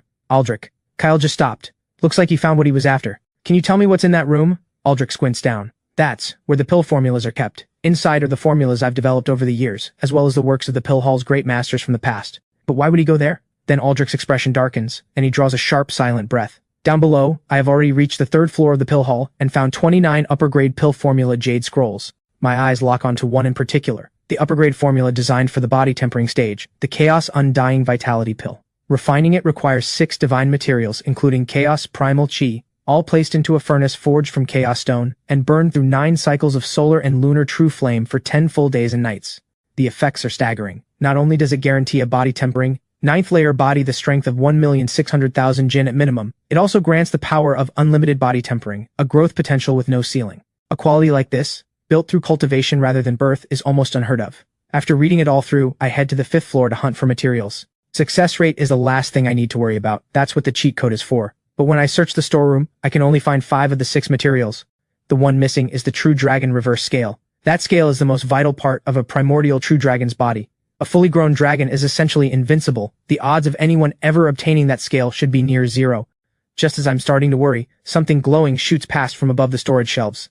I look closely, and my heart explodes with joy. That's the True Dragon Reverse Scale. I can't believe the Taiyi sect actually has one of these. Then it hits me, what was written on that stone tablet is real. The Taiyi Dao ancestor actually killed a true dragon there. I underestimated him. I do a full count of all the materials, then let out a long breath. Everything is in place. It was meant to be mine. While I'm still going through the inventory, everyone watching in the Taiyi Void Realm is getting more and more confused. What is Kyle actually doing? He ransacked every floor, found a formula, then ran down to the storeroom. Is he actually trying to refine pills? At that, Dorgan snorts and steers the conversation straight at Aldrich. Why would Kyle bother with any of this? The pill hall already has plenty of pills. I'm sure even if he ate rank 8 celestial pills like candy, Aldrich would be totally fine with it, right? At that, Aldrich's eye twitches. Brahm quickly steps in to smooth things over. Of course, Aldrich wouldn't mind, but the real question we should be asking is what Kyle is actually doing. That lands well enough to quiet Dorgan down. Thalon shifts his gaze to the pill hall below, then speaks up. Aldrich, do you recognize which formula is written on that golden jade scroll? Aldrich gives a respectful reply. Grand Master Thalon, I cannot identify the formula just from the outside of the scroll, but based on the materials he gathered in the storeroom, the formula in that scroll should be the Chaos Undying Vitality Pill, a rank 10 divine pill designed for the body tempering stage. At those words, every elder's expression shifts.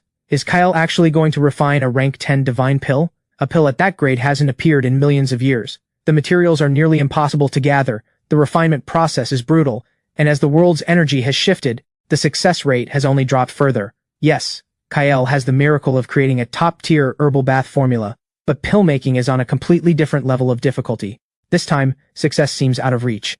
Suddenly Dorgan calls out in surprise. Kyle just went to the reading room in the pill hall and started flipping through pill-making books. Everyone looks, and there I am, seated in the center of a room lined with shelves on every wall, reading A Beginner's Guide to Pill-Making. Several Peak Masters' lips twitch slightly. They can't help but think back to when Kyle sat in the herb garden doing the exact same thing.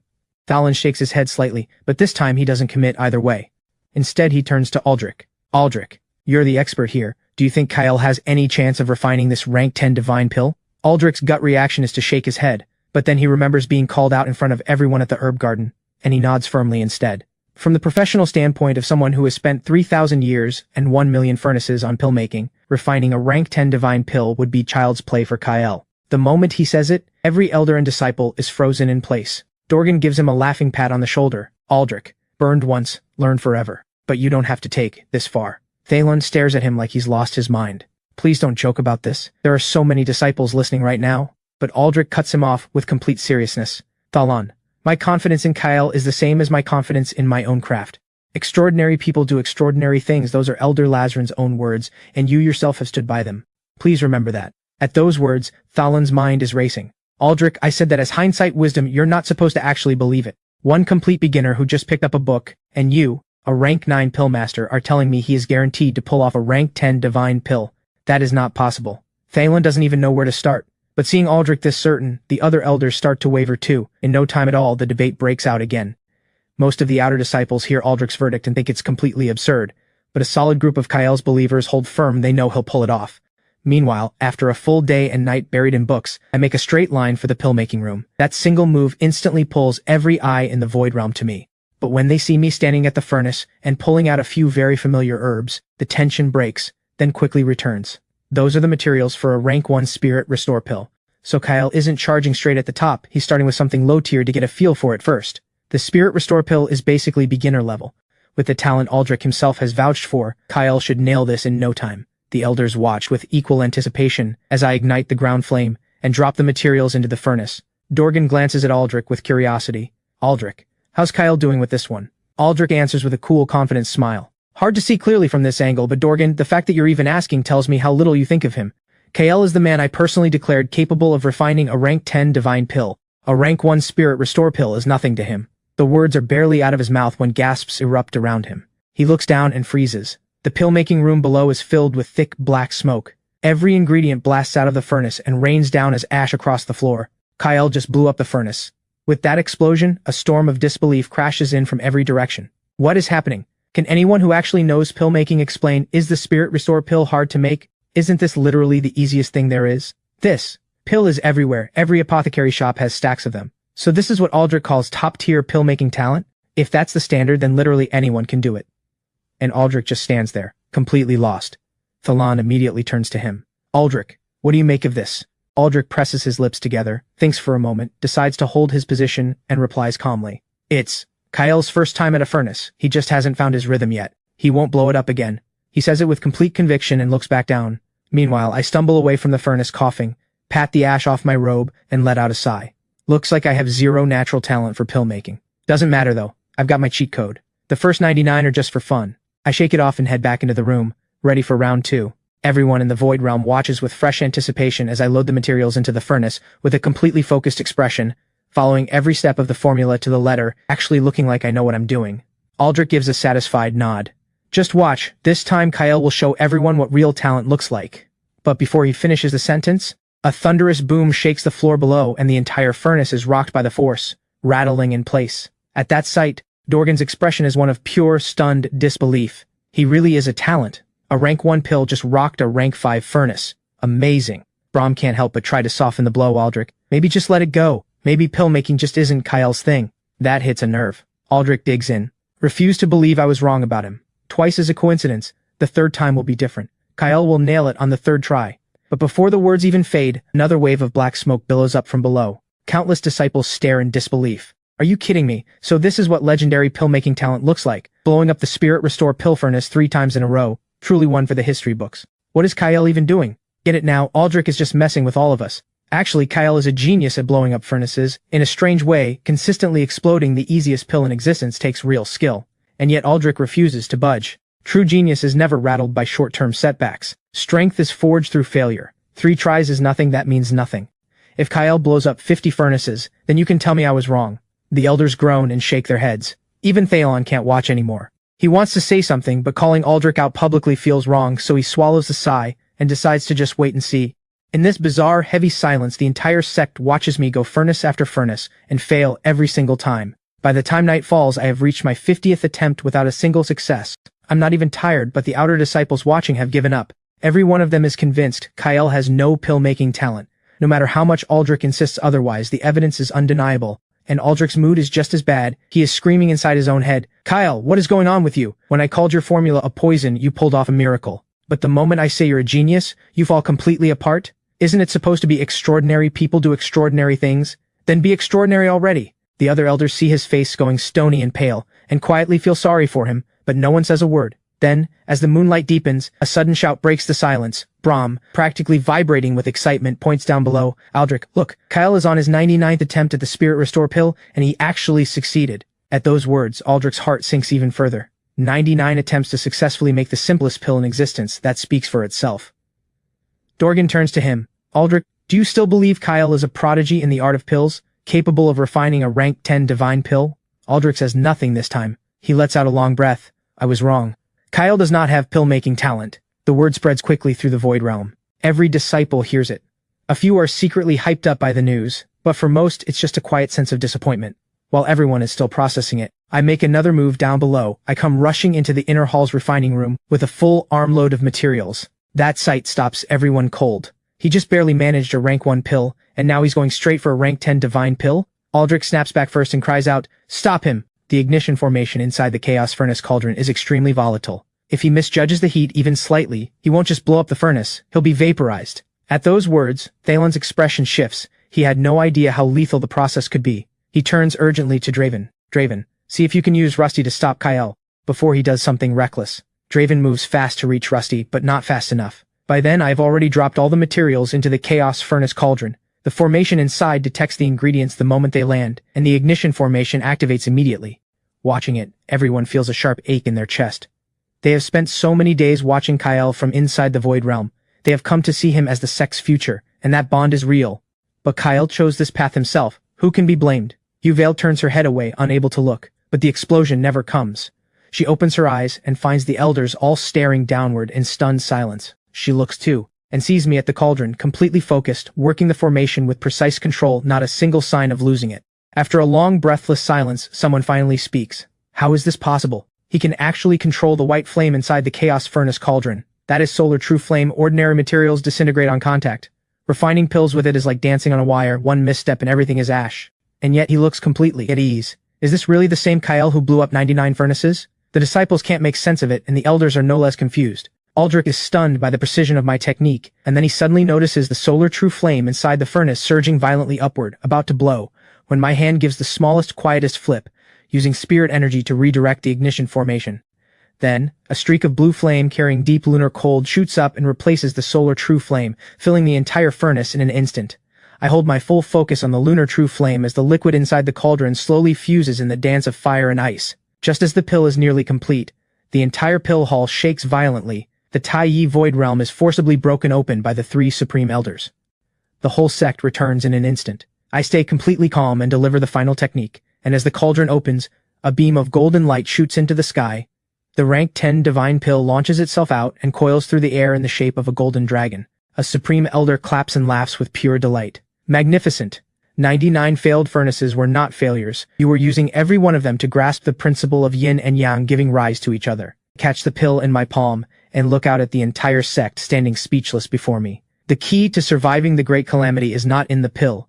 It is in the will of the Tao. The pill shatters on cue, breaking apart into 10,000 streams of golden light that flow into every disciple present. This is the pill I was truly trying to make, one that carries the entire sect into a new realm together. From this moment on, the Taiyi sect steps into a new era of legacy, and I have found a purpose far greater than saving myself.